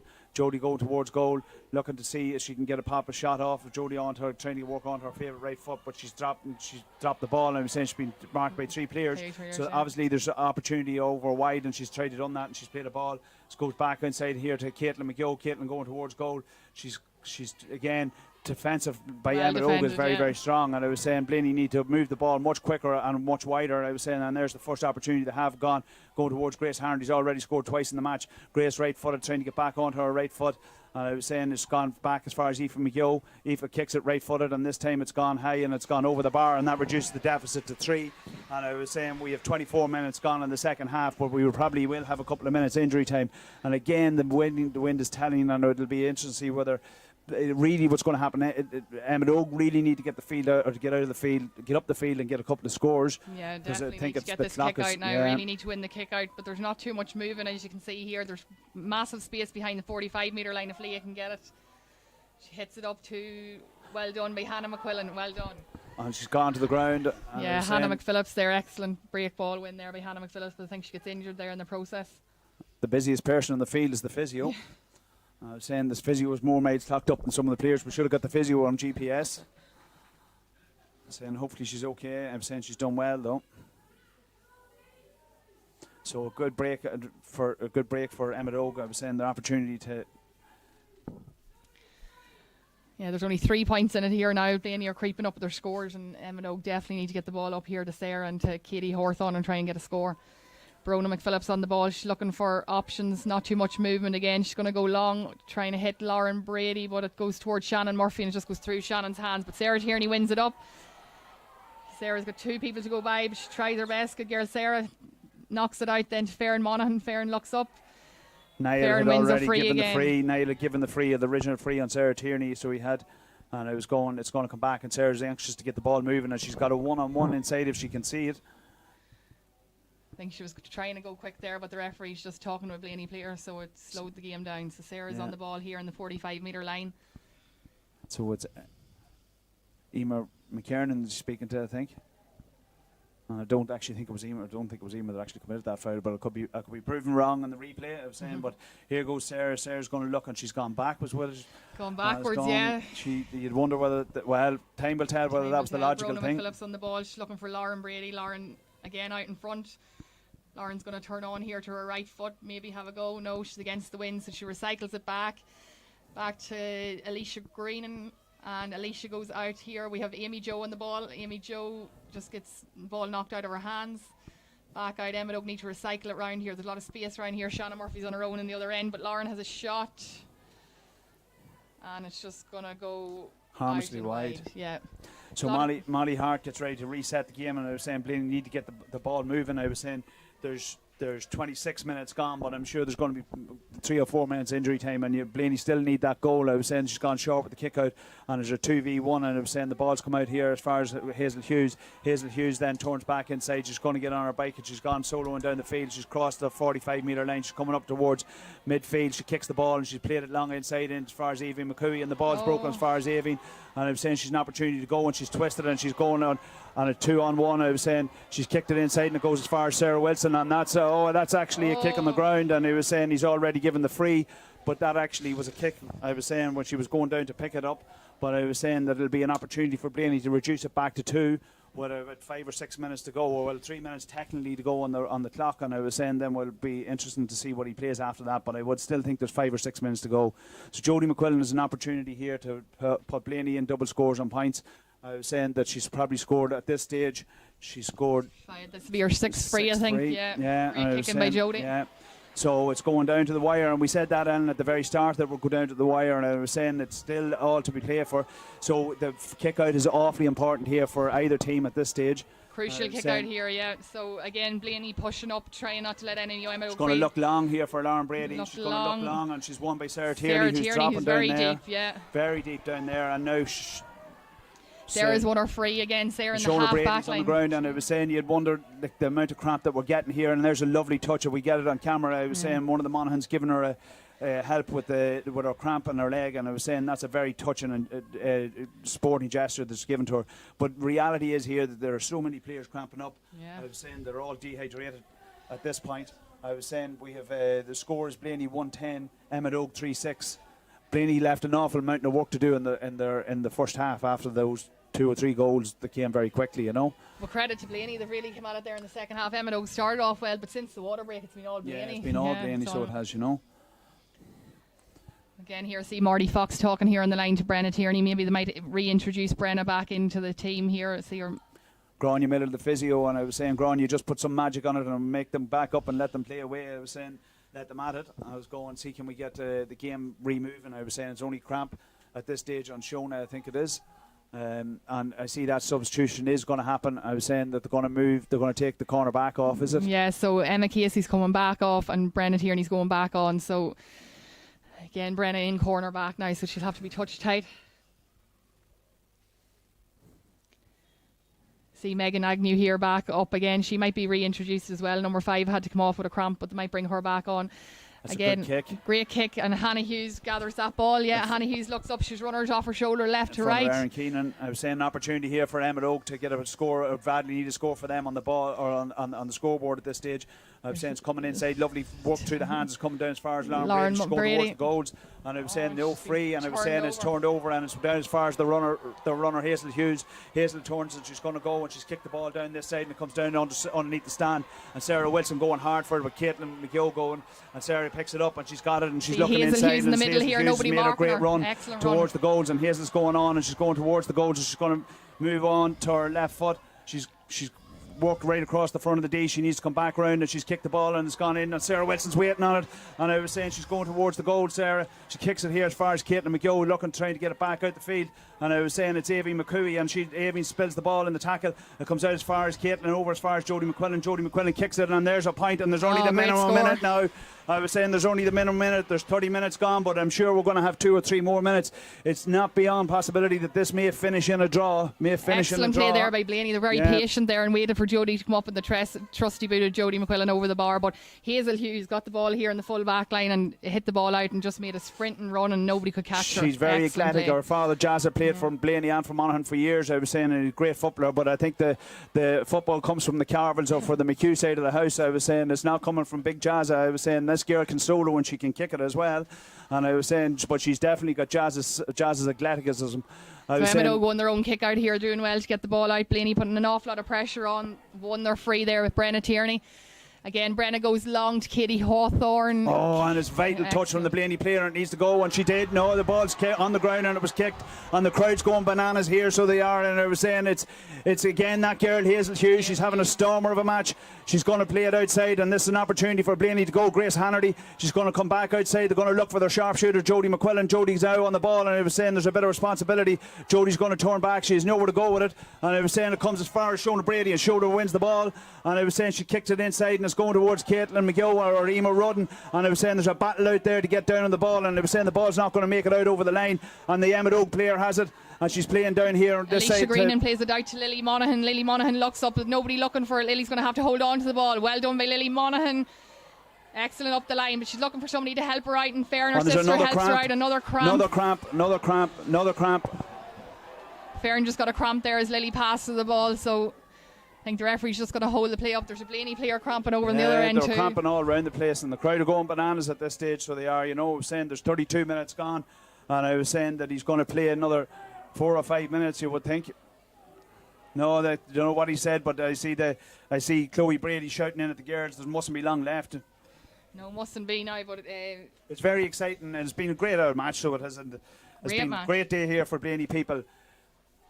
Excellent match, yeah, and I just see there's nobody up in the Emmet Oak half of the field at all. Emmet Oak are dropping everyone back here. So double tagging Sarah Wilson, and Sarah wins. Oh, what a tackle, and she's done well, and a great push out in front. But I was saying she's letting leave it to Jody. Jody's telling her to leave it down, and I was saying Jody's going to have a chance.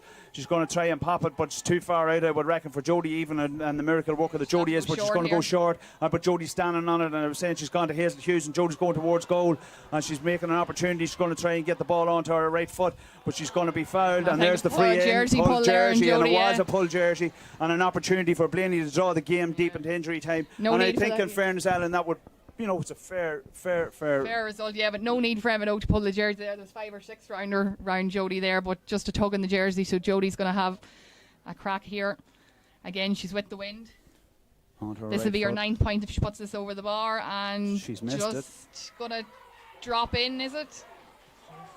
It's over. It's over. Yeah. Jody Mack, you put me hard in me mouth. I thought it was wide from this point, but brilliant. Well done. Well done. I was saying it's a great score, and we're into injury time. Well, deep into injury time with the score of 112 to 3-6. We have 33 minutes, 39 seconds played in the second half, and I was saying that the players cramping all over the place, and I just hope that there isn't injury extra time in this, because I was saying that's the opportunity is that players will be cramped all over the place. It's actually very, very warm, but Emmet Oak come out here. Won the kick out, Fair Monaghan out to Shannon Murphy. Shannon's done very well. Takes a free, and I was saying it's a free. Emmet Oak need to push up the field. If nobody in their own half at all. Ella Broderick is going to be spoken to here by Niall Traynor, and I was saying that it's. Again, crucial that Emmet Oak won that kick out there, and they did win it, but they're going to have to get the ball up the field here. Shannon Murphy's looking for the short one, but just nobody looking for it at the minute. And I was saying everybody's is battling hard at this point. It's a long kick, and it's coming down towards to Lily Monaghan, but Lauren Brady gets a hand. Lauren Brady does it. Lauren plays it out to Fair Monaghan. She actually did throw it. She did throw it. So the ball comes down, and it's an opportunity for Blaney to go in the attack, so it is, and Jody Mack is coming very deep to kick it. But I was saying, if you see Aoife McCooey or Aoife McGill was inside, she's going to play it long into that space. No, she's come across the field, and I was saying it's a suicide ball, and I was saying a bad ball by Jody. I was saying it's come back across the field, and an opportunity for Emmet Oak to raise the white flag and win the match. I was saying the ball's come across the field. Sarah Tierney on the ball, so Sarah's looking for Fair Monaghan to running through. Again, Blaney have a load of players back. Emmet Oak need to push up and help her out. Ball played out here to Brona McPhillips. I think it's Brona McPhillips is going to try and... Oh, well, good defending by Blaney. Blaney has won the ball again back here. Again, kicked it out and it's straight to Blaney number 5. No, it's just gone too long for Alicia Greenan coming back out with the ball. An opportunity for Emmet Oak to build on this side, and that's a great ball down towards Sarah Tierney, and there's nobody coming towards her. And I was saying somebody needs to cover off that space, and a real opportunity here for them. I was saying Chloe Brady's on the ball here. Chloe back out to Amy Jo Cairns. Amy Jo to Farron Monaghan.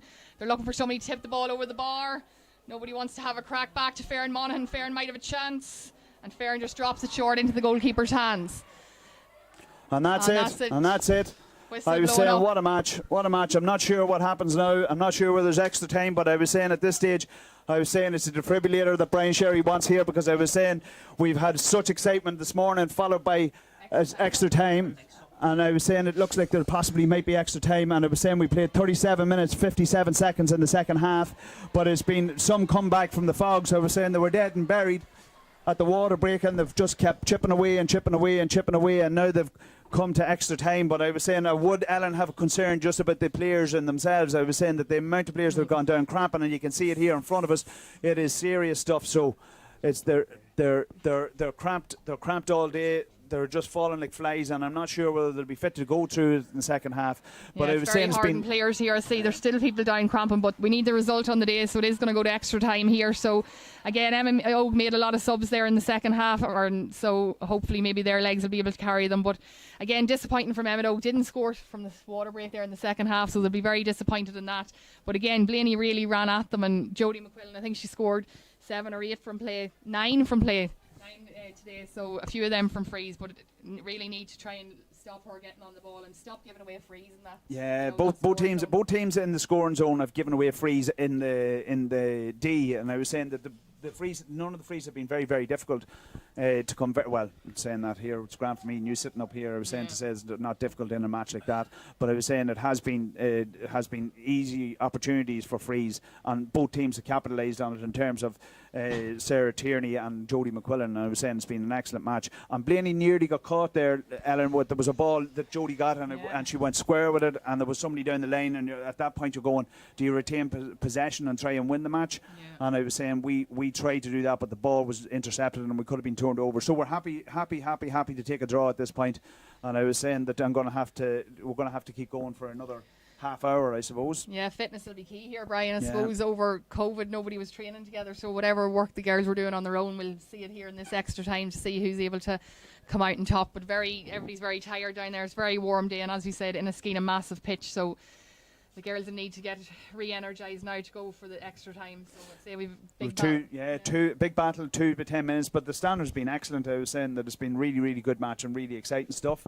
I was saying that as a county player, are you looking forward to seeing some of these girls over the next couple of years? Oh, absolutely, yeah. There's great potential there. You can see it on both sides. So Sarah Wilson and Jodie McQuillan really standing out for Castleblayney, and Hazel Hughes coming there from the back line, an excellent addition.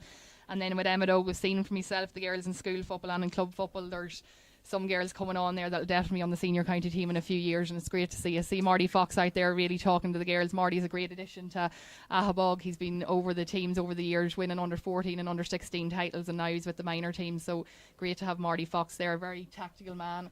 He'll be trying to get a few tactics. He's learning from Buggy, so he is. And I was saying he's also was Buggy Statman with Ballybay, and I was saying he knows what extra time takes. After last Sunday when Ballybay beat Enniskeane, I was saying that in a brilliant men's senior semi-final. But I was saying that Marty is coaching a long, long time, so he is. And I see Darren Green in here, and Darren Green's the current minor manager, and he was saying that he'll have his troops back to training next week, and it'll be interesting to see many of these players that he calls up onto his county minor panel. I'm sure there are a number of them already there. I know from Blaney's perspective you have 3 or 4 girls that are involved with the county minor panel. I'm sure it's the same with Emmet Oaks. Yeah. So we're getting ready. Niall is talking to his umpires down here. I was saying I see Darren McQuillan and Jodie's father down here talking to Mary, and he was saying I'm sure Darren has been giving plenty of encouragement in. You can hear him everywhere. He's very loud, so Crunch is, I was saying, so you can hear him over all the crowd here. But his heart is very much driven behind the ladies in Blaney and also behind the men's club as well. Yeah, the wind's still a big factor here, Brian. I see them flags across from us are still blowing, so it'll be interesting to see who's playing with the wind now at the start of this extra time. Kick-outs, Alan, are crucial, because I was saying if you look at what's actually after happening, I was saying Blaney probably in the first half lost their kickouts. Yeah. And in that last quarter, Emmet Oak lost theirs. And Yeah. I was saying it's hard for both goalkeepers, Molly Hart and Leah Larmer, to find players when players don't move. Yeah. And I was saying there's no movement and nobody coming short for looking for a short kick out. And I know, say here last week, I was here at a couple of matches.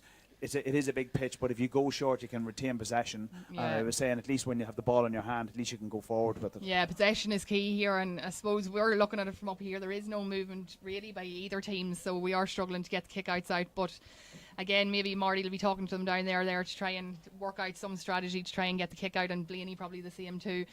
But as we see here, a lot of water. Girls are sipping at a lot of water, and it's just going to come down to the legs now in the extra time and see who can. Yeah, it's going to be water now. And I was saying at this stage it's been great. There should be no real losers on a day like this. I was saying maybe in a final you often wonder whether it's the right thing to do and just let it go to replay then the following week. But I was saying that it is ultimately people want to, with schedules and COVID and county teams coming back, we're in a very unusual year this year where we have to go with COVID-19 regulations, and I think all games must finish on the day. And I know in some games there have been penalties in some matches, which hopefully this hopefully we don't see that. It doesn't get to that stage, so it doesn't, so it looks like Blaney are going to play against the Breeze, which will be very important. That there's no scores conceded very early on. Again, that Breeze is so strong, and if you get penned in there, you could end up with 2 or 3 scores coming against you very quickly, and very difficult in the second period when the legs are absolutely gone at that point to make sure that you have the momentum and also the stamina to keep going right towards the very end. But you're right, Alan. In this game, I was saying this will come down to who is the work done, and as you said, I had been honest, no clubs have the work done because the COVID has been a lockdown and people haven't trained. So. Yeah, it's just whatever work the girls were maybe doing on their own. But again, it's hard to do it on your own. But I'm sure some of the girls were out running the roads and things like that. But again, I wonder will Emmet Oak bring Megan Agnew back on? I see she's coming over here towards the sideline. I don't think they will bring her back on, and she's a big loss in the half back line. She was doing well, yeah, she was. Yeah, she was cramping up there, so I don't think she's going to be able to feature in extra time. How many of these girls, Alan, have you got on the Largy College panel? Oh, I'd say the majority of them. I'd say there's only 3 or 4 that aren't on the Largy panel, so it's great to see there are great school players. But unfortunately this year now with COVID, there will be no school football till at least January, so some of these girls are going to be missing out, and it's unfortunate for the likes of Lauren Brady, Fair and Monaghan there in their last year and 6th year, so they'd have loved to be playing their last year of school football. But will they get to play? Will they get to play at any competition then? Not sure. At the minute it's meant to be under 14 starting in January, and them girls will be doing pre's in February and stuff, so I just can't see under 20. Now, come here, as a teacher, it's not important about books. It's not important about books. Those are important. No, I was saying it's all, and you're the PE teacher, so I think we may go and talk to the principal about that one, so we might as well, saying. So I was saying it'll be. I think is Niall doing a toss for the? Seems to be doing a toss. Yeah. Or is he just having a chat? No, I think he is going to do a toss. See who's going to play with the wind here in the first half of extra time. So you have Paddy Conlon in there, and he's giving out instructions about what to do. But what do you say, Alan? As somebody's been in this situation before. I wasn't a player. I was saying that I was the best water carrier you can see it here in front of me. I'm drinking plenty of water, but I was saying I was no good. But I was saying, what do you do in a situation like this? Oh, I do think Emmet Oak need to keep their forward line. They're dropping a lot of people back, but they do need to keep Sarah Tierney, Shannon Murphy up in that forward line and try to get the ball up to them. Maybe get the ball to Lauren Brady a wee bit quicker. She was doing well in the first half. And in the back line, they need to keep doubling up on Sarah Wilson. She was quiet there in the last while, but Jodie McQuillan, just that boot on her. If she gets the ball at any stage, she seems to be able to pop it over. So need to mark her tighter. But as I said in the previous match, I was saying she comes from a very good blood. So she does, and I was saying her uncle Jason played with Limerick for years, and Timmy is a man mountain, so he is. But I was saying all the kicking comes from Mammy. Mammy was the most skillful of them all, so she was. So Maura teaches in our national school, and it's very important in terms of promoting our games within the school, and particularly within in the boys' school, which is a very much driven GAA school. So I believe Sarah Wilson is the sister of James Wilson, is she? She is, and she is another clinker coming, and Saoirse Wilson coming after her. So Saoirse plays with her under 12s. And I was saying she's going to be very, very athletic, and she can move with the ball as well. So yeah, James got a serious injury there, didn't he? Unfortunately, yeah. I was saying very James, unfortunate. He's very unfortunate. He's a brilliant player, and he was saying he's picked up a couple of serious injuries. And your own brother Jack, I see, is unfortunately gone from senior action for the rest of the year. But yeah, unfortunate for him too. Again, he's been very unlucky, but again, he'll keep fighting back as he always has. So hopefully he'll get back on the pitch now come January or February and be back at it. Don't see any changes on the Emmet Oak team here at the minute. They're lining out as they were. Blaney seem to be doing the same. So again, Emmet Oak it'll be the cramped extra time. I can guarantee we'll get Philip Trainer here beside us or Chloe here to count how many times players go down. But unfortunately, I do think that's what's going to happen. So Blaney, you're going to start with the breeze and see what's going to happen. So you would expect them to hopefully get on the scoreboard early. Yeah, so again, throwing up, Lauren Brady wins the throw up again. She's been a great addition in there for the throw in, and it's a tussle here. And Caitlin McGill wins it, and she's giving it to Jodie McQuillan, and Jodie's booted it, just literally booted it down. And we're going one-on-one here. And it's the first time we've done that, and I was saying it's come in as far as Emma Rudden, who kicks it far as Aoife McGill. Aoife McGill plays it inside for Sarah Wilson. Sarah Wilson has to come back on her other foot. And I was saying, defend there by Hannah Hughes, excellent by Hannah Hughes. And I was going, but Sarah has it again, and she's going towards goal, and she's kicked it. And she found the net! And Sarah Wilson finds the back of the net, and literally within the first minute and the first 34 seconds of extra time, and that's very, very important from a Blaney perspective. She thought we'd given the ball away, and it was great defending by Emmet Oak, and she just, I don't know how she got it, but she got it. I don't know what happened, but she did get it, and the ball's gone out over the sideline here on this side, and I was saying it's going to be a Blaney put in, and Jodie McQuillan moves across to go kick the ball. And I was saying that leaves the score now at 2-12 to 3-6 and puts Blaney in 3 points in front. Not the start Emmet Oak wanted after getting a goal and missing that goal kick there as well. But Amy Jo, excellent pressure by Amy Jo. And that girl, Hazel Hughes again, and she played it inside of Jodie McQuillan, and Hazel's going to go on and look for the return of it. Jodie plays it back across the field, going towards Caitlin McGill. Caitlin picks the ball up, and I was saying she's gone across the 45-metre line. She's taken a solo and she's dropped it. And again, this is going to be tired stuff for the second half of for extra time, and she's going towards goal, and there's a player dragging out of her, and she's still going towards the goals, and she's gone a long way, and she's going to kick it, and she's going to kick it right footed, and it's going to go in, and it's gone for a 45, and that nearly went over. Oh, it nearly went over. She carried that ball a long way, she didn't she? She did. But Ellen, everybody's wrecked. Everybody's wrecked there, yeah. Even I'm wrecked listening and watching them. Yeah, the pace is a bit slower there at the start of this half. Yeah. So Jodie's going to come out here, and she's going to look to kick it, and Paddy Conlon is in telling her what to do. I'm saying, dream start there by Castleblayney. Dream start, Alan. Dream start. Yeah, I was saying it's great finish there by Sarah Wilson. Don't actually know how she got the ball back. Hannah Hughes had done very well, but she got it and she fired a top corner. So excellent finish. So Jodie Mack gets ready to kick it. She's going to keep her head down on it. Is she going to go short? She is going to go short. Oh no. 2 or 3 players moving. She's going to clip it inside as far as Sarah Wilson. Sarah Wilson then gets broken to Emma Rudden. Emma Rudden then gets it onto her right foot. She's going to kick it. She kicks it left footed, and it's gone to the left and it's gone wide. And an opportunity for gone and missed for Blaney. And I was saying Leah Larmer gets ready to kick it out, and Leah's is jogging out towards it. And I was saying, she could take her time. More movement here, yeah. Again, there's no movement again, and I was saying the ball's going to go out, and it's probably going to. It won't make the line this time. Brenna Tierney wins that. Well done to Brenna. So she looks up, tries to see who she can hit. Trying to hit Shannon Murphy will do well to win this. Yeah, well done by Shannon Murphy. Won the dirty ball there, and it's she's going to win her free here. Grace Hannerty judged to have put her hand in, and I was saying she's conceded the free. So I was saying it's a long kick. She's going to look long. Look for Lauren Brady here. Lauren wins it again. 2 players around Lauren. She's going to need a bit of help here. Farron comes to help her out. Farron does well. She's just going to have to come back. She's not going to get anywhere there going forward. Back to Lauren Brady. Oh, nice wee sidestep by Lauren Brady. Gets by the Blaney defender. She goes up the line. A bit tight there again. We need to get it out into the middle of the field. There's a few players back here in the middle of the field. That's brilliant footwork. Great footwork by Farron, yeah. And she's turned over by Blaney. 3 or 4 players around her. Fist pass the ball down along the lane. The ball's going to make it out. The ball's the winner on that occasion. Again, very tight here. Emmet Oak needs to bring that ball back to the middle of the field where there was players free. But Shannon Murphy kicks the ball across to Brona McPhillips.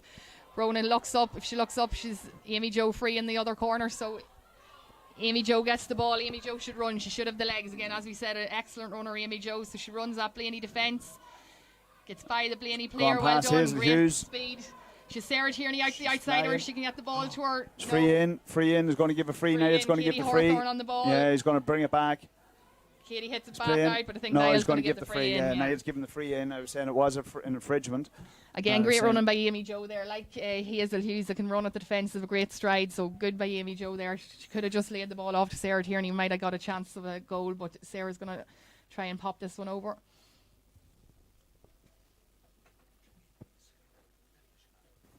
Hit the post there. Sarah's free. Just hit the post back out to Sarah. Sarah's going to hit it back over to Lily Monaghan, and Lily Monaghan hits it on the ground, but Blaney come out with it.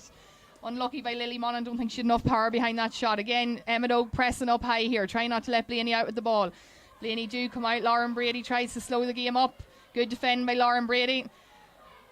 Great work with Blaney. Emer McKernan in that time, and she kicks it and it's gone long, and it was a race and nobody's going to stop, and I guarantee you Sarah Wilson isn't going to stop, but it was brilliant play by Brenna Tierney. She didn't stop either, and she plays a lovely sweeping pass across into the middle of the field, going down towards Brona McPhillips. So Brona McPhillips to Chloe Brady. Chloe's looking for a bit of help.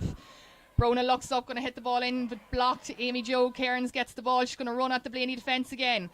Again, great defend by Blaney there just to knock the ball out of Amy Jo's hand. So Blaney again kicked the ball out. Jodie kicks it, and she's kicked it high up in the Lauren air. Brady, And I was saying Jodie's dropped way down there, and she doesn't need to be there. She needs to get out of the field. She needs to get up the field and needs to be a target. I was saying she's playing on her own full back line. And when you're playing with the breeze, or you're going to kick it, you need to kick it to somebody, and here you go. I was saying Aoife McCooey is on the ball, and she's going to take it forward. She's crossed the Blaney 45-metre line. She's heading towards midfield. She kicks it left-footed, and it's gone inside, and it's a case of who's going to win that ball. And I was saying excellent by Brenna Tierney again. She's come back on. She's played really well, so she has. Say she wouldn't have been happy being taken off, so the head's up now when she came back on, and Emmet Oak trying to come out with the ball again. Not much to hit. Blaney are tackling well high up the pitch, but against the free kick, Niall Trainer's called the free. Are playing too deep. I was saying that we're playing with the breeze, and I know they got the goal, and I was saying there's nearly 6 minutes gone on this injury time or extra time, and I was saying that Emmet Oak, since the goal has gone in, have been very, very strong, and I was saying that the Blaney need to get back on the ball and seeking to create a score chance, because they will not score probably, or it'll be difficult to score, as you can see when you're playing against the breeze. And it's now on the ball with Hazel Hughes. She's going at it again. She's going straight down the middle, and she's got pace, and she's gone past 2 or 3 players, and she needs to give it to somebody else. She's going to look, and she's still on the ball. She's going to shoot, and she's kicked it, and she's got some score. That is some score. She got that ball right back here, if you look at it, back on her own 45-metre line, and went directly at goals, and not a bother on her. Two or three Emmet Oak players went towards it. She just got by each one of them. That's a fantastic score by Hazel Hughes. So that puts Blaney 2-13, and here's a sub coming on the team for Blaney as Katie Daly's coming on. And I was saying it looks, and just look and see, it's Grace Hannity, I think, that's coming off on the far side. Grace is on the under-16 team as well. Well done, Grace. 2 points to score earlier on, and I was saying she's done very well. I was saying, and we're going to have say Katie Daly's in the team. So it comes as far as Sarah Wilson. Sarah drops the ball, has gone forward. Brenna wins the kick out again. Brenna's on serious ball here in this second half. Again, Brenna hits it up here to Shannon Murphy. Shannon's trying to get by the Blaney players, but they're marking her well. In ball into Sarah Tierney. Sarah's going to drive now. We need Sarah to drive at the defence. Excellent speed here by Sarah. She's blocked up by 3 or 4 Blaney players. She's bottled up, and it's a free in. It's free, and the free will come back. By Sarah Tierney. Yeah, Niall will take the free back, and it was if there's such a good thing to do, it's a good free to give away, because she was literally going flat out. I was saying, and going directly towards the goal. So it's now 7 minutes and 40 seconds of the the first half of extra time. And I'm saying Sarah Tierney, it's a shootout battle. She kicks it. Oh, she's gone short, and that's really clever. I was saying she's going to go, and it's going towards goal. And I was saying there's opportunity, and everybody dives in the ball. And I was saying out comes the Blaney player, Shona Brady, a tough woman. I was saying Shona comes straight out, a neighbour of my own. I was saying, and you see her out every evening in the green, kicking ball, a hopping ball off a wall. And I was saying she's out there. Sarah should have probably hit that over, Brian. She should have, she should have, but it was quick thinking. Quick thinking, but could have just popped it over. But again, Emmet Oak's turned the ball over here. We really need a score. Looking at Farron Monaghan here. She's driving at Blaney, hits it to Shannon Murphy. Shannon tries to have a shot at Blaney, have her well bottled up here. Looks for out here to Lily Monaghan. Lily looks for Sarah again. Sarah will try to run at Blaney here. Sarah tries a long range shot. And it's gone to the left. Gone to the left and wide. Unlucky by Sarah. But come here, there's a second half to come on this, and I was saying you wonder whether 4 points is going to be enough for Blaney. I was saying, given that in the last 10 minutes they were 6 points down, and they came back and the battle back after the water break. And I was saying that the breeze, and I know all the young lads are all watching this back of the house, lads, that the breeze is just actually getting stronger and stronger all evening. I was saying there's Aoife McCooey going for the ball, but it's won again by Sarah Wills, or by I'm not sure. Aoife McGill, I think, won that. I was saying Jodie gets the ball. Well turned over by Sarah Tierney, working really tirelessly here. Looks up for Farron Monaghan. Farron wins the ball in the half-forward line here. Dinks it to Shannon Murphy. Blaney have a lot of players back here. Emmet Oak need a few more players up in the forward line. Shannon dinks by one Blaney player, and the second Blaney player comes in, and Shannon wins her free. It's been a tough match. Tough match, definitely. I was saying there's been plenty of tough tackles in it. Tough tackles, but a good clean game, Brian. Yeah, good. Oh yeah, no, good. clean Really game. fair stuff. Like I was saying, it's been really good. Come here, Emmet Oak will have all these players coming through to play with you now in the next couple of years. So you'll be looking to go close and senior in the next number of years if these That's girls it, come yeah, through. great to see. Hopefully they'll be coming through. This is a great player here. This Brenna player, Tierney, she's excellent, absolutely real been workhorse. brilliant. Yeah, she's been brilliant. And Farron Monaghan on the ball. Yeah. Farron just doesn't have many options. Hits it back out to Chloe Brady. Chloe doesn't Cuts know what back to do. inside, yeah. Hits it back out to Farron. Farron looking for the dinky pass inside. Excellent. Katie Hawthorne going for it. And Blaney come out with the ball there. Good defend by Blaney. I was saying it's Aoibhinn McCooey. Aoibhinn's on the ball now, and there's nobody up in front of her, so she's got to hold the ball, and Blaney need to push forward. And I was saying that they're just literally not able to get the ball past. And I was saying Aoibhinn's got it now. There's a big space, a huge big space on one-on-one. If she can she can kick it that far. I was saying she's got it and she's booted it inside and she's gone in as far as Emer Rudden. And look at Aoibhinn's coming off her shoulder now. I was saying if she gets her head up, she needs to pass the ball. And she's cut back inside, gives it back as far as Aoibhinn McCooey. Aoibhinn then's going to cut inside. She's going towards the goal. Just kicked it. She kicked it right tired footed. legs there, Tired yeah. legs, yeah, absolutely. She's girls exhausted.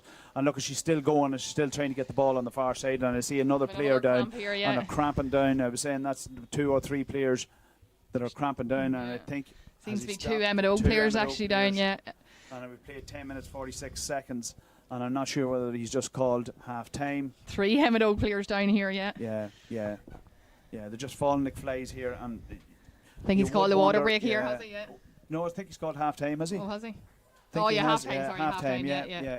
So there you have it. I was saying it is very exciting, but it is awfully difficult. It's awfully difficult to cramp in Very here. difficult here. Emmet Oak coming off the field with the heads down here. They need to get their heads up. They're playing with the wind now in this second half, extra time, so anything can happen if they get that ball in. So they need to lift the heads here. Marty Fox will have to have a word. Dermot will have to have a word with them here and try and jizz them back up to get going in the second half. And this is important, Ellen, because I was saying ultimately at the end of the day, the winner here gets going forward to the Ulster Club Championship, the Ulster Minor Championship, and Monaghan would always, I'm assuming, have always good representation and would have always done well. I'm assuming Dunamine over the years will keep throwing teams in and keep winning it. But I was saying it's great for one of these 2 teams to get an opportunity to go and play in Ulster and represent their club and also represent their county. And I was saying hopefully COVID doesn't pass that or passes that we can get to play the competition somewhere along the line. Yeah, it's good to go out to Ulster. We would have been in Ulster the year we won the intermediate, and it's great going and playing people in other counties and getting around Ulster playing good competitive games. So whoever goes through here today will fancy their chances now in Ulster, and hopefully it does go ahead. It's great. It's great. Ulster club competitions are great. I was saying I can only speak for my time watching Blaney down through the years, and I was saying that you used to be great crack and great days, and you'd be travelling here, there, and everywhere to watch Blaney playing. And I was saying that for me, it's probably no disrespect to county, but I was saying it's probably one of the best competitions that there is club players playing for their county players playing for the club in the Ulster Club Championship, playing with the players, and they always said the players they grew up with, and the same players that they played at minor level, and making sure that they go and enjoy the days, and hopefully whoever wins today will represent Monaghan well, you know. Yeah, definitely so. It's hard here for the girls to lift themselves. I see like there's physio going still on the far side. I was saying with 2 or 3 players injured there just at the very end. Yeah, it's cramping up, and you'd wonder long term, you know, on a day of a final, is it, you know, it's very hard, isn't it? Very hard, but very hard. But I'm sure both Emmet Oak and Blaney would, you know, like to finish the game out today. But as we see, we've a lot of players cramping down here. Alicia Greenan's coming back in. I see she's hobbling a bit, but Lauren Brady's still over there, the far side of the field, still getting Ellen Leonard, one of our senior players. She's on the management teams over there, just stretching her out. But again, it's going to be tough here in the second half. But Emmet Oak do have the breeze. Yeah, they do. Yeah, with that long ball in. Come here, it's 1 kick out away from a win. Because I was saying, if you remember, I was saying everything comes from the goalkeeping kick out, and I was saying Blaney, if they were sort of wise, they'd probably try and play the match further up the field and back down around their own goals and take that the ball really away from the danger zone. But I'm not sure whether that's going to happen. And this will literally go back down to the last couple of minutes. And we said funny at the start of the game that it would. And it's been an exciting day here with both finals. It's been really good quality and really great excitement. Yeah, just to note there, Emmet Oak still haven't scored since the water break in the second half. So again, Blaney came out and scored 1-1 there in extra time. So Emmet Oak really need a score, really need to be getting on the scoreboard now if they've any chance in this game. Just see Lauren Brady's been linked off the field here. I don't know if she'll be able to continue. she is sore looking, so Emmet Oak might need to make a change, a substitution here. They'll not want to have to take Lauren off, but it looks like they might have to. And come here, the same two teams play in the under-16 championship final. Under-16 championship final, yeah, Division 1 as well. Yeah, Division 1, I was saying, and that'll be a great match. I was saying, I know Blaney played them a couple of weeks ago, and they got a lesson, to be honest. They got a lesson from Emmet Oak, and I was saying that they could have been beat by 21 points on the night, but I was saying we've qualified for the final, and I know we'll go into that match probably. It's great to see these teams coming up. It's not the Dunamines, not the Emmy Vales. Now you have other teams coming along, and I think this amalgamation of Emmet Oak, of Éire Óg and Ahabog has really done well in the last few years. So, and we have a minors or under 14s girls semi-final on this week as well. Division 1 we play Marcloon, so if we can win that, it'll be just nice to be competing in all 3 Division 1 finals for the club, and it means that all our teams in the juvenile section of the club this year will have all competed in Division 1. So. And Division 1 made semi-finals or finals. So we're getting ready to restart this again. I was saying that it'll be just a very tense couple of minutes. Yeah, Emmet Oak are going to have to restart without Lauren Brady. She's been subbed here. I see her down the sideline. She's definitely cramped up. She'll not be able to continue. She's scored 1-2 in the game so far. Wow. So big miss now coming off, especially with the win. She'd scored a nice few points with the win in the first half. So unfortunate Lauren can't continue here. This is going to come down, I think, to pure guts, pure determination, and I was saying it's just going to be do or die for everybody at this stage. And I see Lauren is just down there, and she's in floods of tears. You can see her in front of us. I was saying, and she will try to go back on. Yeah, see your mother, Siobhan McFarlane, go down there. Siobhan would have played with the county years ago as well, so Siobhan go down and see is she all right. But Blaney win the throw up again. No Lauren there in the middle to win it for Emmet Oak, so Jodie wins it there and hit it into the centre half forward. And there it goes to Caitlin McKeough. Caitlin going forward towards goal, and she's looking to play it inside. And I was saying, bit of a collision there, I think. He's let the play go on, and I was saying, Blaney, Sarah Wilson has it, and I was saying she's going towards goal, and Sarah is trying to get onto her right foot. It comes back inside, is going as far as Hazel Hughes. Hazel kicks it this time right-footed, and she's gone, and she's kicked it. She deserves that score. Hazel, excellent score. And there goes fitness. I was saying she scored one here just a few moments ago, and at the end of the first period of extra time, and now she comes back in, and I was saying, the runner Hughes, I was saying, she's just absolutely got it. She's lording it here, she fantastic. is having a brilliant match. The ball's kicked out by Leah, and Leah's coming out this side. Leah's hit it to Megan Agnew, who's back on the field now after her cramps. Hopefully Megan can hold up. Megan looks up to see who she can hit it to. Not too many options. She hits it on here to Katie Hawthorne, who's running with it and just gets it before it goes out over the line. So Katie keeps going on again. A soccer style kick to Sarah Tierney. Sarah Tierney's going straight towards it, needs to pick this up. Sarah does well, so she gets by one player that hits it inside to Lily Monaghan. Lily's inside and Lily puts it over the bar. Good score by Lily Monaghan. Great work there by Katie Hawthorne. She didn't have time to pick it up, so she soccer style it. Did it go wide? Yeah, it's gone wide down this side. It's gone wide. He's registered. No, it did go wide. Bit of confusion here. I don't think Blaney are shouting at Niall. I don't think they know what's going on, but so Chloe McBride, our helper here, did it go over, Chloe, or go wide? Yeah, Chloe, we're going to put the whole thing on you. Chloe's bad eyesight too. He's gone in now to consult. Niall's going in. I think he's going to jog in and consult. But it did look as if it went wide. I was sort of surprised to see him go for the flag. Angela Rutledge here on the post. Thought she went for the flag. No, did you? Yeah, I'm saying. Wide ball. Niall signal wide ball. Yeah, it was wide. You know. You've better eyesight than us, Brian. Even at my age, Alan, I was saying, you know. Okay, so unlucky there by Lily Monaghan. And I wouldn't see it any other way, in fairness, probably at this stage. So I was saying, Blaney will be just, that's where it's going to be. So again, a Blaney kick out here from the 13. Emmet Oak need to try and win this. So Molly has to kick it, and she kicks it long. Big kick up in the air, just going to be a fight for possession here. And Farron Monaghan again gathers that ball up, looks inside, hits it to Shannon Murphy. Shannon does well to win it, gets by two Blaney players there, tries free in, but Farron Monaghan has the ball. He's going to go on for advantage. Farron Monaghan is nowhere ready to go. She has to come back out. She's been bottled up, and she takes the free. The free was there, and I was saying she didn't make ground, but Niall has done well. Actually, he's been very well. Refereed the match well. So Sarah's going to come running out, and she's going to try and kick it over the bar and reduce the deficit back to 4, I think, at that point. And I was saying that we're now looking at 3 minutes gone of extra time, and I've said she's gone short. Goes short here. She needs to put this ball over the bar, so Farron has it. Farron's going to have a pop, drops it into the square and wide. Okay. Sarah mustn't have been Sarah to take that, but she should have probably had a Sarah's go with clamped up earlier on, Alan, and I was saying, you know, you know yourself when you get cramp in the leg, you're just wondering whether you kick it that you're going to cramp up again yourself. So we have 3 minutes gone in the second half, and the ball's coming out this side as far as Aoife McGill. Aoife McGill wins the ball, which is a great take for her. Good she's kick going out there, towards good move. And I was saying Shona Brady. Shona goes in with the shoulder, and she's going to pass on through 2 or 3 players. She plays it inside as far as Tori McGill. Tori McGill right footed out this side and is coming towards. Brenna Tierney again, sweeping everything up here. Excellent display. Katie Daly doesn't win it from a Blaney point of view, and she's had a great game. Sarah looks up, and Lily Monaghan on the ball now. Lily has a bit of space. Lily should run at them. Sarah Tierney, if the ball goes inside, give it inside towards Sarah. Might have a chance for a goal. Sarah's in 1-on-1. Brilliant tackle. Brilliant defend. Sarah's a soccer shot at it. Sarah gathers the ball up here in the don't know what's happening in line. here. No. The ball's in the net. No, goal is no. the referee going to give it, or what's the referee going to do? The umpire doesn't know what to do. Bit of a goal might scramble there. I think Lily Monaghan might have got a foot to it. Again, we don't know what's happening here. 2 umpires are coming in with Niall Traynor. Emmet Oak seem happy with it. Goal by Emmet Oak, excellent. Goal. That's what Emmet Oak needed. Back in the game here now, so they're back to 2 points, is it? yeah, 2-14 to 4-6.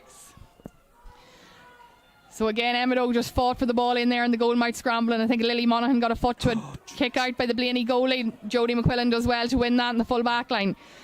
5 minutes to go. Jodie's coming out. She's going to take the ball, and she's going to have to carry the ball out and look for somebody, and she's going to get gobbled up here. So she is. There's 2 or 3 or 4 players coming around her.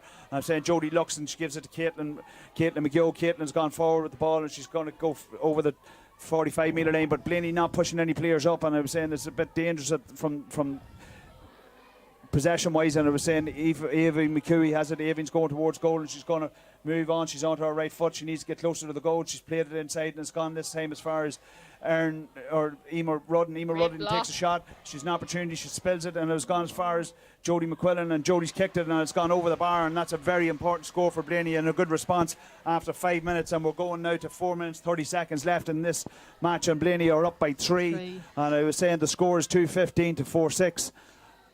Hannah Hughes had a great block on it there, and the full back for Emmet Oak has just come back out to the Blaney player, and Jodie slotted over the bar. So it's coming down to the fine margins. Farron Monaghan's looking for this kick out here, straight to a Blaney player, but Farron Monaghan ends up getting it. Farron looks up. And fisted by has gone down. Blaney player turned it over. Aoife McGill. Aoife McGill gets it and used her head, and she's gone again. And look at that girl, Hazel Hughes. She's away again. She's tormenting them, so she's going to go towards goal, and she's going to try and flick it, and she's played it inside as far as Sarah Wilson. Sarah has to bend her back to go to it, and has come back out. This time it's going to go for Hazel Hughes, and Hazel Hughes right footed, and she kicks it, and she's kicked a third point and a fantastic score and a great response from Blaney. I was saying Hazel with her third point, and she's constantly moving up and down the whole time, and she's causing Emmet Oak all sorts of problems. Serious bother from half back, 3 points from half back. Very, very good scoring by Hazel Hughes, but again, it's the legs that she has. And she's not playing county football, believe it or not. She's going to be a great asset. Focusing on the runner, is it? Yeah, she's focusing on a runner. She ran a personal best yesterday in the 1500 metres in Belfast at 4:47. I was saying, which is fantastic running, knocking 7 seconds off her time. So it's coming back down. I was saying. Sarah Tierney with the ball. Sarah needs to get by her player. She's going to run it. Castleblayney here. I was saying she's going towards one goal. player. She's gone 2. Got Katie Hawthorne on the outside of her. Katie Hawthorne. Excellent finish by Katie Hawthorne. Another finish. And I was saying there's a great finish to the back of the net, and now we're in a drawn match, and what excitement we have here. Crowd are going mad here. Excellent finish there. Farron Monaghan, excellent ball in, and Katie Hawthorne finished the top corner. It's all about this kick out now, Brian. It is, Ellen. It's really going to come down to it. I was saying there's 3 minutes to go, and I was saying that Blaney got bad kick out by the Blaney players out over the line. 5-6 to 2-16. So draw game here in the second half of extra time. Megan Agnew's going to take this sideline. Point in it, is it? Point 2. Oh, Blaney's up by a point, sorry. Shannon Murphy with the ball. Shannon's going to go. She might have a point, pop herself. Hits it out to Lily Monaghan. Lily needs to get on her left. Lily Monaghan with a super score by Lily Monaghan. And that's excellent. a draw. That's a draw. Draw and I was game saying now. you're right about the goalkeeper and the kick, and I was saying ultimately at the end of the day we did know it was going to come down to it, and to see Paddy Conlon going in and telling Molly just to take her time and come out, and I was saying you feel if the opportunities are going to come, they're going to come to Emmet Oak with 2 minutes to go, and hopefully this game isn't decided on a mistake. I was saying the girls have given too much or ultimately decided not on a cramp, but I was saying she's gone short, and she's gone look for Caitlin McGill. And I was saying Caitlin's got the ball and she's dropped it. And I was Lily saying Monaghan, again, Shannon Murphy, really good hassling there to try not to let the ball out.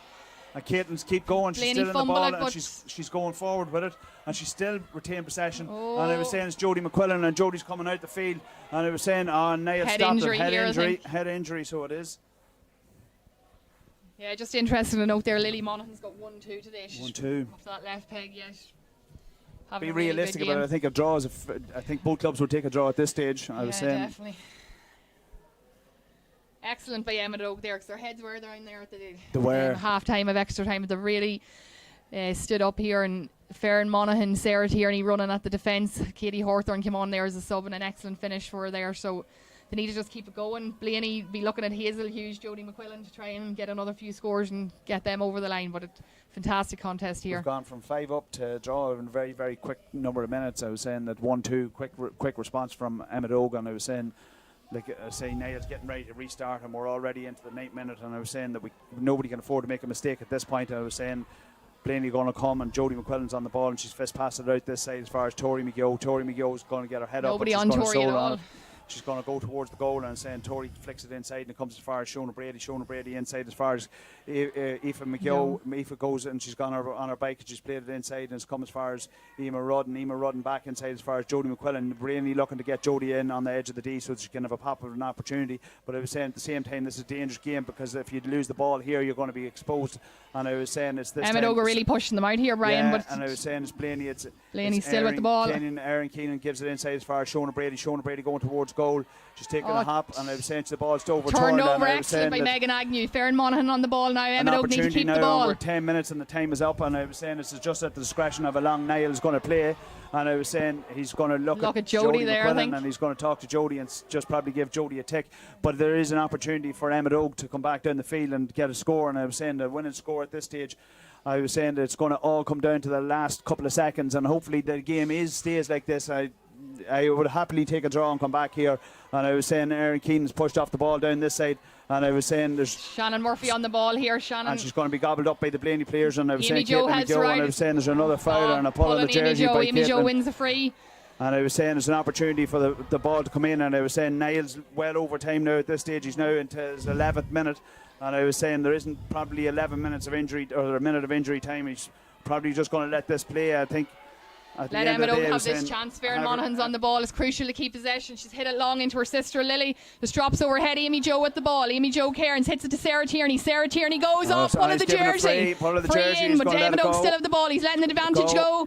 And I was saying an opportunity for them to kick a score. Sarah needs to settle her head here. Sarah needs to settle her head. Oh, Sarah went to take a quick there. Yeah, and she's now got cramp. She's now got cramp. I don't know. And this is an opportunity for them to win the match, and it was deep in injury time. And I was saying Blaney will be wondering how they lost the game if this goes over. I was saying that it's going to be young Farron Monaghan's going to come up on a left-footed. Yeah, I was saying that she's had a good game and she is a good kicker of the ball. I'd nearly let Lily Monaghan take this with her left foot. She's put the rest of them over all day, but Sarah will take it if she's able to, but she's down with a cramp at the minute. Maggie's going to come down and she's going to kick it herself. But this is the opportunity for them to win the match with the last kick of the game, and it's hard. It'll be hard luck on Blaney, and that's just. Yeah. We'll just have to wait and see. Heart in the mouth stuff, and it's been like that all day. I was saying. So. Again, she still needs to put it over. Still needs to put it free over. It's not easy. Probably the last kick of the game. Sarah has a chance. She's hobbling over here. Doesn't look in great condition, but. No, somebody else is going to have to take this. We've no Lauren Brady on the field, so Lauren can't even take it. So Farron's stepping up. But that's great courage from a young girl. Yeah, I think Lily's going over yet. Let Lily take it. Well, Farron's taking it. No, she's going to kick it. No, the other girls come back they don't down. know what to do really here. Sarah's back down. Again, Lily is taking it, yeah. Again, Sarah's just gone back down here with cramp. She'll definitely not be able to take it. So Lily Monaghan stepping up. Fair play to Lily. Under 14 county player should be hoping to put this over. Need to take her off at this stage. We're now into 13 minutes. And I was saying Niall, I don't know where he got the extra one from, but I was saying that it's the opportunity here for Lily Monaghan. Mel Monaghan's here in the stand with the hands on the head. She doesn't know where to look. Yeah, Lily's going to take it, taking her solo, her bounce. She needs to just settle the head here. Number 23 comes running out onto the pitch, and it's Oh, Lily she's gone Monaghan goes short. short. Oh, she's gone God, short. goes She's gone short, short. She's gone short. And I was saying ball to opportunity. Amy Jo Cairns. Yeah. Amy Jo looks for Lily again. Lily's going to have to come back out with it. Lily goes to Amy Jo. Amy Jo's going to have to hit it over to Megan Agnew. Oh. Niall is way over the time. He's way over the time, and that's it. And what happened there? I was saying we've a draw here.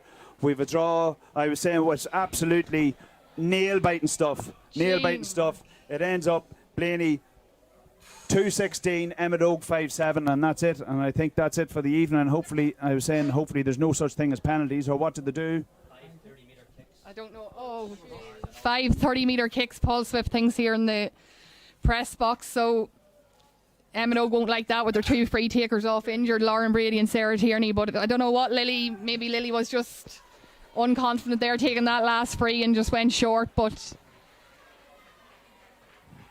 players are coming off. Blaney are coming off the happier team here in Brian. Oh, they are. I was saying I couldn't understand why young Lily didn't go for it. I was saying that she's played so well all day. Maybe it's just outside her range. Yeah, she just wouldn't be a free taker. Probably just wasn't confident enough. Yeah. But she's the head down here. She has the head down, unfortunately. You know what I'm saying? So now I think we'll go to 30-meter kicks, as somebody has said up here in the press box, and we're not 100% certain. I was saying it'd be nice to have some clarification in terms of the rules. God, horrible way to finish a game with 30-meter kicks. Terrible way to finish. So Paul's telling us here there must be 30-meter kicks. They must go over the bar. They must not bounce. They just have to go clean over the bar. And I was saying that's what's going to happen now at this stage. And we're not sure how they nominate the kicks and whatnot. So we'll just have to wait and see. We'll have to wait and see. That has been unbelievable excitement. And it's an awful way, Alan, at the end of the day for the game to finish, because it was a brilliant match. I keep going back to it. An awful lot of players cramped up and the game got probably a bit disjointed. But it has been excellent quality, and you can see that Lauren Brady is down injured, and I was saying she's distraught down here and she's in trouble, and Sarah Tierney, the other free taker, is also in trouble. But it doesn't matter at this point, because really at the end of the day it's going to be the kicker. It's going to be anybody. It's a lottery now at this stage, and ultimately it just goes to winner on the day. And yeah, hopefully maybe Sarah might be able to continue and hit over for you. Definitely think Lauren won't. Lauren scored 1-2. She'd be definitely one of your contenders to score a free. Sarah Tierney scored 2-2, so we definitely need to try and get her taking one. But again, we see the players down around Lily Monaghan. She's ahead down there after that free, but she needs to pick herself up, and she probably definitely will take one of these free kicks. So. And I see Paddy Conlon down there and Dermot Brady, and I was saying that Niall's having a conversation, and if anything, do you know what it is, Ellen? Let them kick it into where the wind is, and let them, because they're just not fit to kick it, so they won't, Not fit. I wonder who they're discussing here, who the 5 free takers will be, but Blaney haven't even given that consideration. I was saying they're all still sitting here going whether this match will go ahead. It will go ahead, obviously, Lily, Shannon. 5 30-meter kicks. Fair. So. You announced that on the PA, and now be decided by 5 30-meter kicks. The match, ladies and gentlemen, the match will now be decided by 5 30-meter kicks. Just telling the crowd here that the 5 30-meter kicks, if led, it'll go to sudden death. The ball must go clean over the bar. It can't hop over the bar. It must go clean over the bar. No goals. So I've never been involved in something like this. I was saying I don't want to be involved in it again. I was going. Yeah. I was saying it's a very, very unfair way, I think, of being honest about it, Ellen, to decide any match, and girls after training for the year and playing for the year, and to come down to this. Like I was saying, it's a lottery at this point, It was a county final last year. It's something like 29-28. God. You just kept scoring. Ellen, did you practice freeze with these girls now over the last couple of years? Yeah, I'm glad I'm not out there having to hit one, but we have some great free takers there, but again, it'll just be depending on how their legs are feeling here. They're still all getting massages, and physios having a lot of work to do here, but we do have 5 good free takers that can step up, and just hope their confidence is up and they'll hit the ball over the bar. I hope they let them shoot into the goals with the breeze, because I was saying nobody's going to kick a score from into that breeze on this side. I see Glenn Murphy. He's packing up his stuff on the far side, and he's going to walk down. Obviously, Glenn's walking down the bottom end. Walking down towards the bottom end. So I would expect, one of ours will definitely be Jodie. I'm saying that we'll see how it goes after that. Yeah, see Maggie Cairns out here in the field. She's just trying to talk to Lily Monaghan to get her head back up here.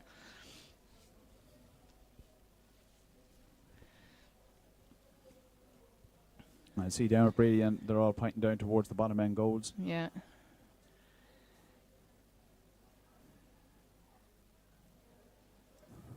Farron Monaghan's got the ball in her hand here. She's ready to go and ready to take one anyway. Great leadership shown in the last few there by Farron Monaghan. Yeah. She really stood up there in the last 15 minutes. So I don't know what happens here to the nominate to go in and look at Sarah Wilson. Yeah, see Hannah Hughes going in here towards Niall Yeah. Trainer in the middle of the field, maybe to throw up toss of a And coin, no see matter who what goes happens first. here, it's no matter what happens, you know, there's nobody can be blamed for missing a 13-yard or a 30-yard No, free. I definitely was not. saying, not at this stage, you know. There's been a day of drama here in Skeen Park. I was saying between a last-minute penalty with the last kick of the game, and I was saying this going to to a free shootout. I was going, it'll just be interesting to see how it works out. And I was saying that Sarah Wilson is going down and she's going to take the toss, and I'm assuming that Niall's going to just decide what happens here, whether they go to what goal they go to and how this all going to work.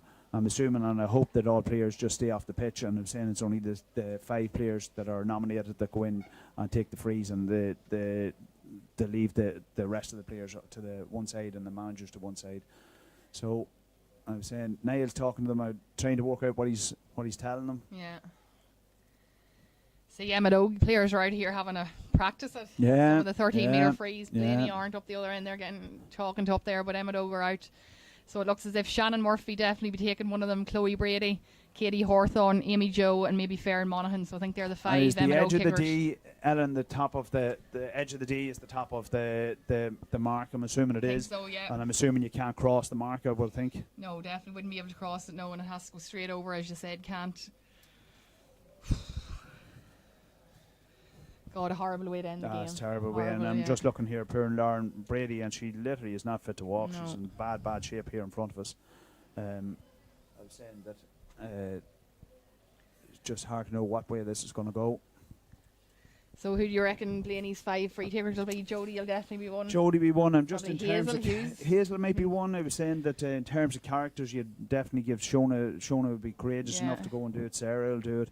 But you're in shootouts, it's like a bit like the soccer. I've never seen a GAA shootout. Yeah. But I was saying that somebody will surprise you and put their hand up and go for it, and hopefully, you know. Grace Hanratty scored 2 yeah, there from yeah, play. So yeah.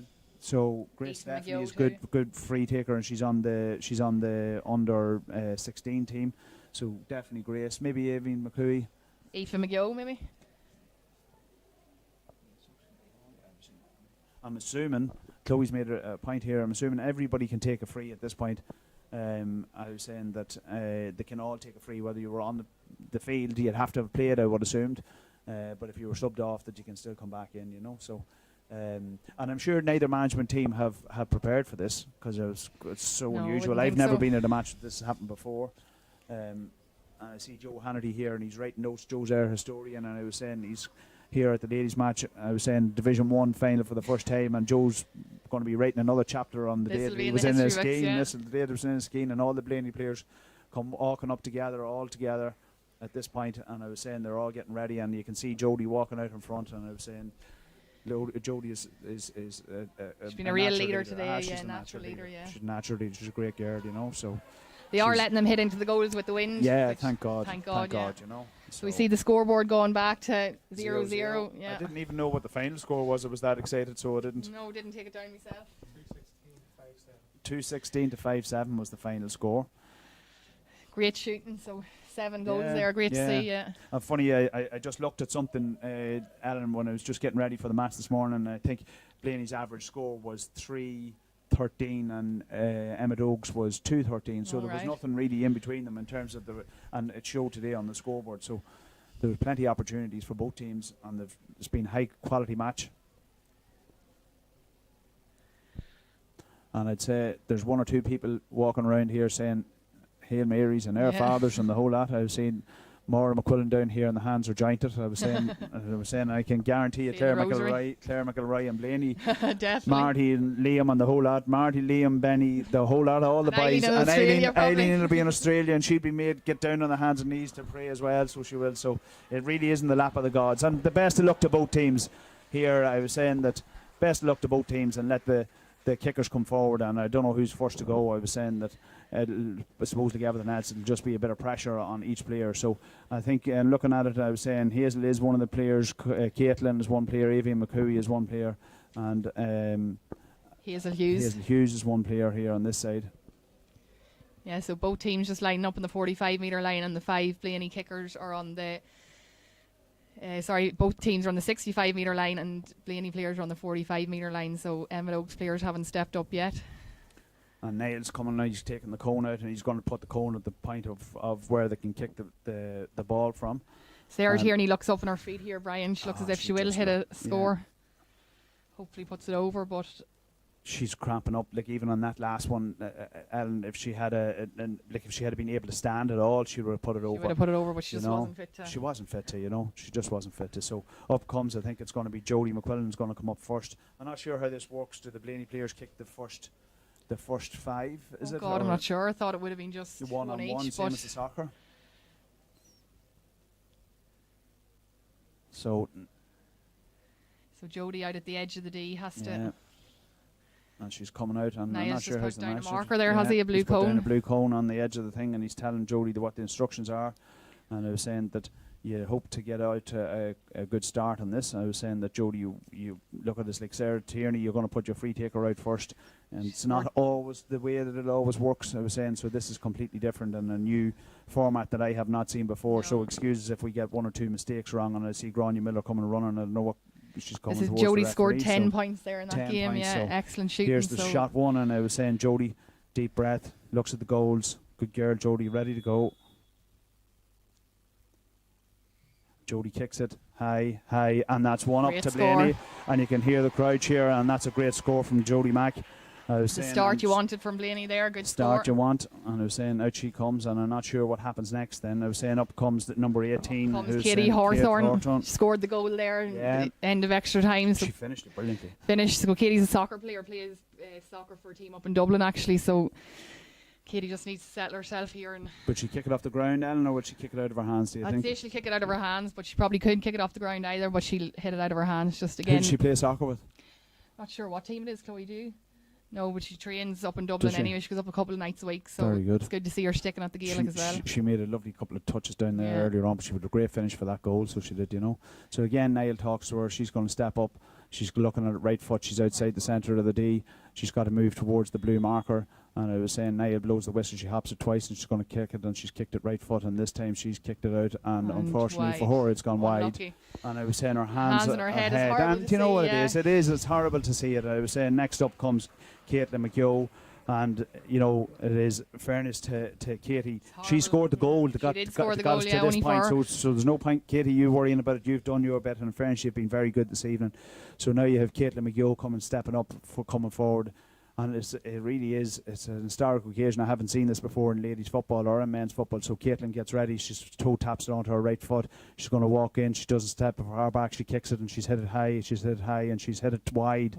So that puts Blaney 1 up. So Blaney has kicked 1 from 2, and I was saying that Sarah Tierney here going to take Emmet Oaks second. and Sarah Free. will walk very gingerly, and I was saying she's going to be really slow. Sarah, if you remember at the end of extra time, fell, and I was saying cramped up when they had a free 13 metres on the edge of the 13-metre free, and they went to kick it short, and I was saying she's going to come up, and you would expect her, Ellen, to score this, so you would. Hopefully, yeah, she scored 2-2 in the match, so you'd like to see her hitting this one over, and she's the capability of it. She just needs to settle ahead and take Hope her she time. doesn't cramp up when she's going running Hopefully into not. it, Sarah does be up in the Ahabog pitch practicing her frees, so Well, it stood to her. I don't know what Chloe, hopefully what it'll did she stand to score? her. She scored 2-2. 2-2. Yeah. So here she goes. She needs to watch herself. I was saying she gets, She's a technique here. yeah, right Toe foot. taps the So ball twice, bounce. Has a shot and puts it That's a straight point, over. yeah. Excellent. So there you that's have it. It's a again. draw. Yeah. Great Great by Sarah there, putting the ball straight over the bar. And here you come with the Avine McCooey. Avine is coming forward, and she's going to, again, Niall explains the referee, explains the rules to her, and I was saying that Avine takes an opportunity. She's going to stand back, she's going to run into it, and she's going to she's looking at the goal, she's hopping the ball 2, 3, 4 times, she's soloing it again, and Niall blows the referee, and Avine kicks it, and this one looks as if it's gone over the bar, and that's gone over the bar, and that gives a Blaney a lead of 2-1. But I was saying that up comes this Shannon Murphy, and she had a great game during the whole game, the whole way through both matches. And in fairness to Shannon, she's able to move and jog down towards it, which is very few people that are being able to do that. So Shannon has an opportunity then to draw the match. And I was saying she's going to come back up, and Niall is again going to explain the rules to her, but he says to her, I think he's pointing towards the blue cone. So yeah, again, Shannon well able to hit this over the bar again, would be out practicing her freeze, so hopefully that'll stand for today. Would Ellen McCarran like this kind of pressure? No, definitely not. No. Chloe, would you like it? Chloe's shaking her head here, so she is. Shannon Murphy steps up the right boot and puts it high and just wide. Wide. Just narrowly misses that one. Wide. Hands on her head again. Yeah. So that's 2-1 to Blaney. 2-1 to Emmet Oak. That's out of 3, so it is. And I'm looking to see who's coming up next for Blaney. Yeah, and Emmet Oak players come out to console Shannon. It's horrible having to walk back now. I think it's Melissa Carr's coming up. Yeah, it is. Melissa's coming up. I was saying her dad, Brendan's PRO with the Faughs Club. I was saying that Melissa's going to step back. Centre half and back. I was saying centre half back. She's had a tough day. I was saying a lot of physicality and fair physicality during the match, but she's a tough girl, Melissa, so she's taking her time. She's going to step up and she's going to kick it, and she kicks it towards the goals, and she's kicked it and she's put it over the bar. Yeah, over the bar, good score. And I was saying good score, and I was saying that puts Blaney 3-1 up, but I was saying Emmet Oak to get this really, you know, and I was saying up comes Chloe Brady. And in fairness, Chloe is going to step up and she's going to kick it. And I was saying you need to be here, people, or ladies and gentlemen, to understand this is horrible tension. Horrible. Our father Dermot's the manager of the team. I see him facing the other way, handing his head down his hunkers. He's not even watching it, but. And Paddy Conlon doing something similar on the far side. I was saying that Niall's explaining the rules to her again, but in fairness to Chloe, you would expect her to kick it. She's done brilliantly earlier on. And she's a good player. So look at this, the pressure of it again. So it is. Again, can hear a pin drop here. Nobody's talking. Chloe goes, steps up, right foot, straight over the bar. Good score by Chloe Brady. Excellent. So that puts it 3-2, and we're into our last round of kicks. And I was saying, up comes Hazel Hughes, who's had a brilliant match, and whether Hazel gets it or not, it doesn't really matter. She's had a fantastic game. And I was saying Hazel's going to come up, and she's going to jog up here to kick the ball. And I was saying that this is the 5th kick at this point. And I was saying if Hazel gets this, I was saying that I think Blaney win. Am I correct in saying that? So a lot of pressure on young shoulders. Hazel is a very young girl, I was saying, so she's looking at it, and I was saying she's going to keep her head down, hopefully, and we'll see what happens. So she's going to kick it now. Referee blows the whistle. Hazel's going to come up. She kicks it high, and she's kicked it, and she's kicked it over the bar. That's it. Blaney win. Blaney jumping around celebrating. And there they are. A historic day for Blaney, and I was saying that Blaney did win. I was saying it's the first time in the club's history that we've won the minor, what we would call a new minor double. I was saying it's the girls' final of Division 1 and the boys' final, and that has been an epic match, an epic afternoon. And I was saying brilliant for a Blaney point of view, but also heartbreaking for an Emmet Oak, and not necessarily, Ellen, the right way to decide the match. No, devastating way to finish, and I suppose it's fitting that Hazel Hughes did score the winner there. She probably was player of the match with 3 points from half back. She was excellent, but devastating for Emmet Oak to lose like that. Never mind to lose a final, but to lose a final on points, it's horrible. Yeah, it's very difficult, but I'm delighted, I have to say, as a Blaney person, delighted for the girls. They've been working hard since they were 12 years or 7 or 8 years of age, and they've working extremely hard over the years. And it's just a reward for the Blaney club that have put in an awful lot of effort, and hopefully we will see things over the years getting stronger for the Blaney club. And do you know what's going to happen? These teams are going to be battling each other out, as you can see, under 16s, under 14s. This is hopefully something that's going to go on for a year or two yet. And so massive congratulations to Blaney, great side, and they really done very well at extra time in the first half, extra time, and then Emmet Oak did come back, but Blaney just done better there in the free kicks at the end. A cruel way to finish, but Blaney got their scores, and Emmet Oak just unfortunately had a few players that cramped up that would have been taking frees, but nothing you can do. No, and I was saying that you know, you again on the day, nerves are everything, and people get, when they get nervous, they cramp up. And I was saying it's about hydration and trying to get as much water into you as you possibly can.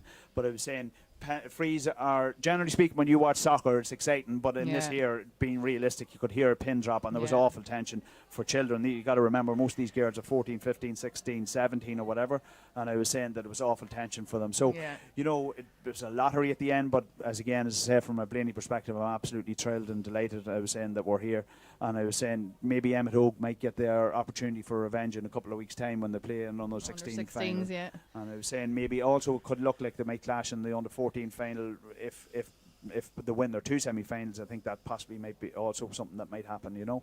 So just on behalf of myself, Brian Sherry, and I'd just like to say thank you very much, Alan. It's been a joy. Chloe, thanks very much. You haven't battered us here too much, so you haven't, you know. And I'd like to wish you, Alan, the best luck in your restart in the county career, and hopefully things go well. And I know you're very disappointed. The two of you are very disappointed here, but unfortunately there has to be a winner and a loser. And as a Blaney man, I'm thrilled that we're here as winners this evening. So big day for the Blaney club, big day for everybody involved in the club. Momentum is probably at this point swinging towards Blaney in terms of trying to get club or players back on the pitch and trying to improve the club in general. But I was saying that we'll take every win that we get in Division 1 of any competition every year. We'll take it. So thank you very much, ladies and gentlemen. We'll come back to you for the presentation now in a few moments.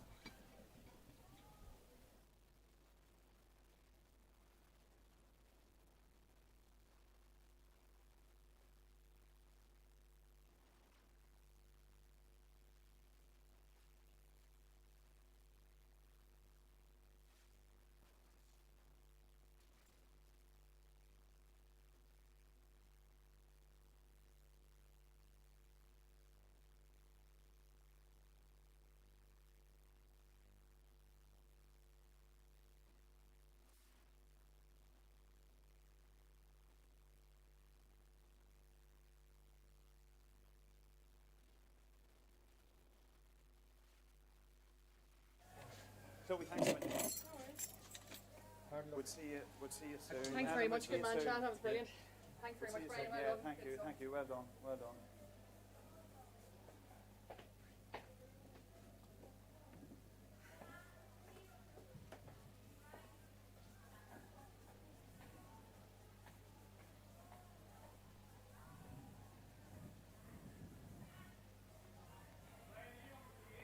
Yeah.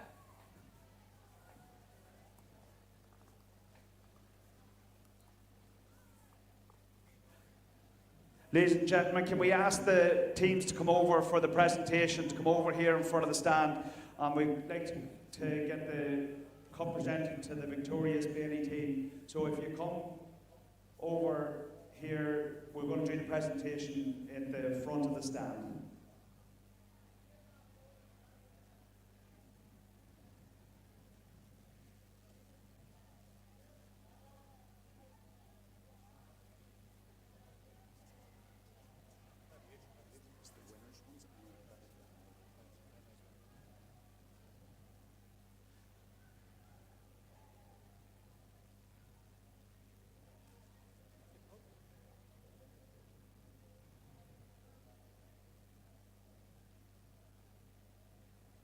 Jody, can you ask get the girls to come on? We'll do the presentation.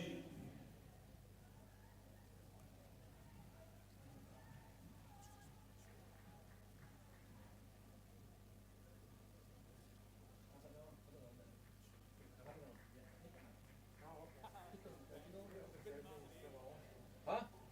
You just said to me that's still on, so that's okay. You want it, don't you? Yeah.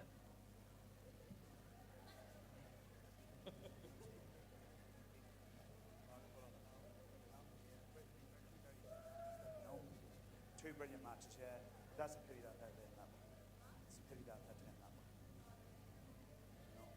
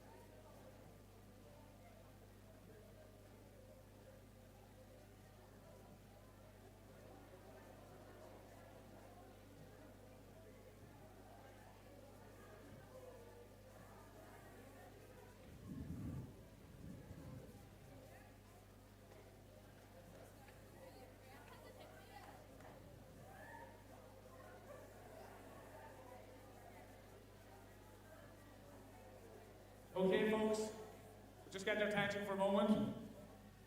First of all, on behalf of Monaghan County Board, I'd like to thank Inniskeen for hosting us here today for this fantastic game we've just witnessed.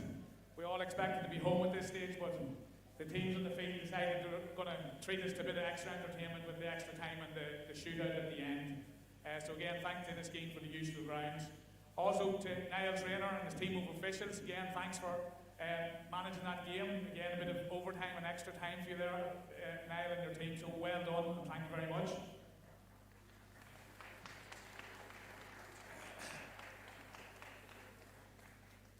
I don't know what to say about that game as a neutral watching.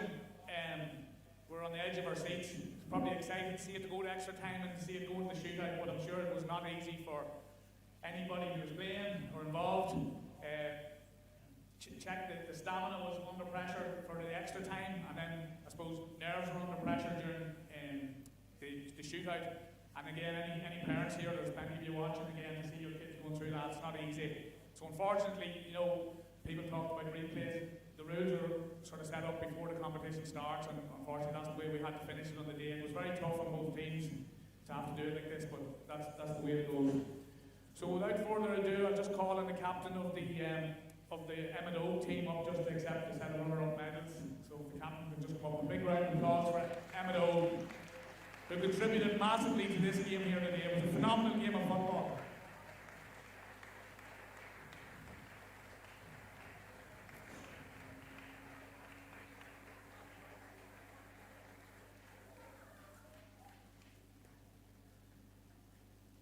So it's Hannah, Hughes and Nate McCurry.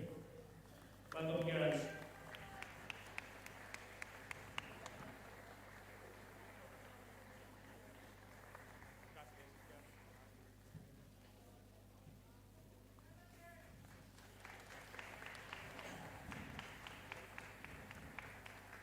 So, at this stage, girls, this is what it's all about, the cup that we'll be playing for. So, with joint captains of the team from Castleblayney Faughs, we have Caitlin McGill and Sarah Wilson.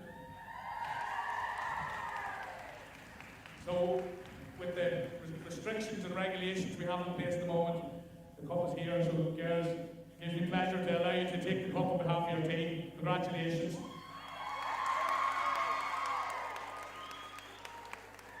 I suppose we still have to have a speech from you girls. I don't know who's going to do the honours.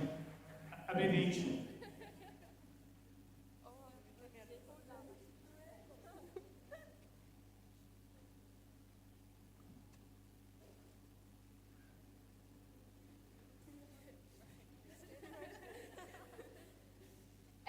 First of all, I'd like to thank all the officials here today, the referee, linesman, and all umpires and stuff like that.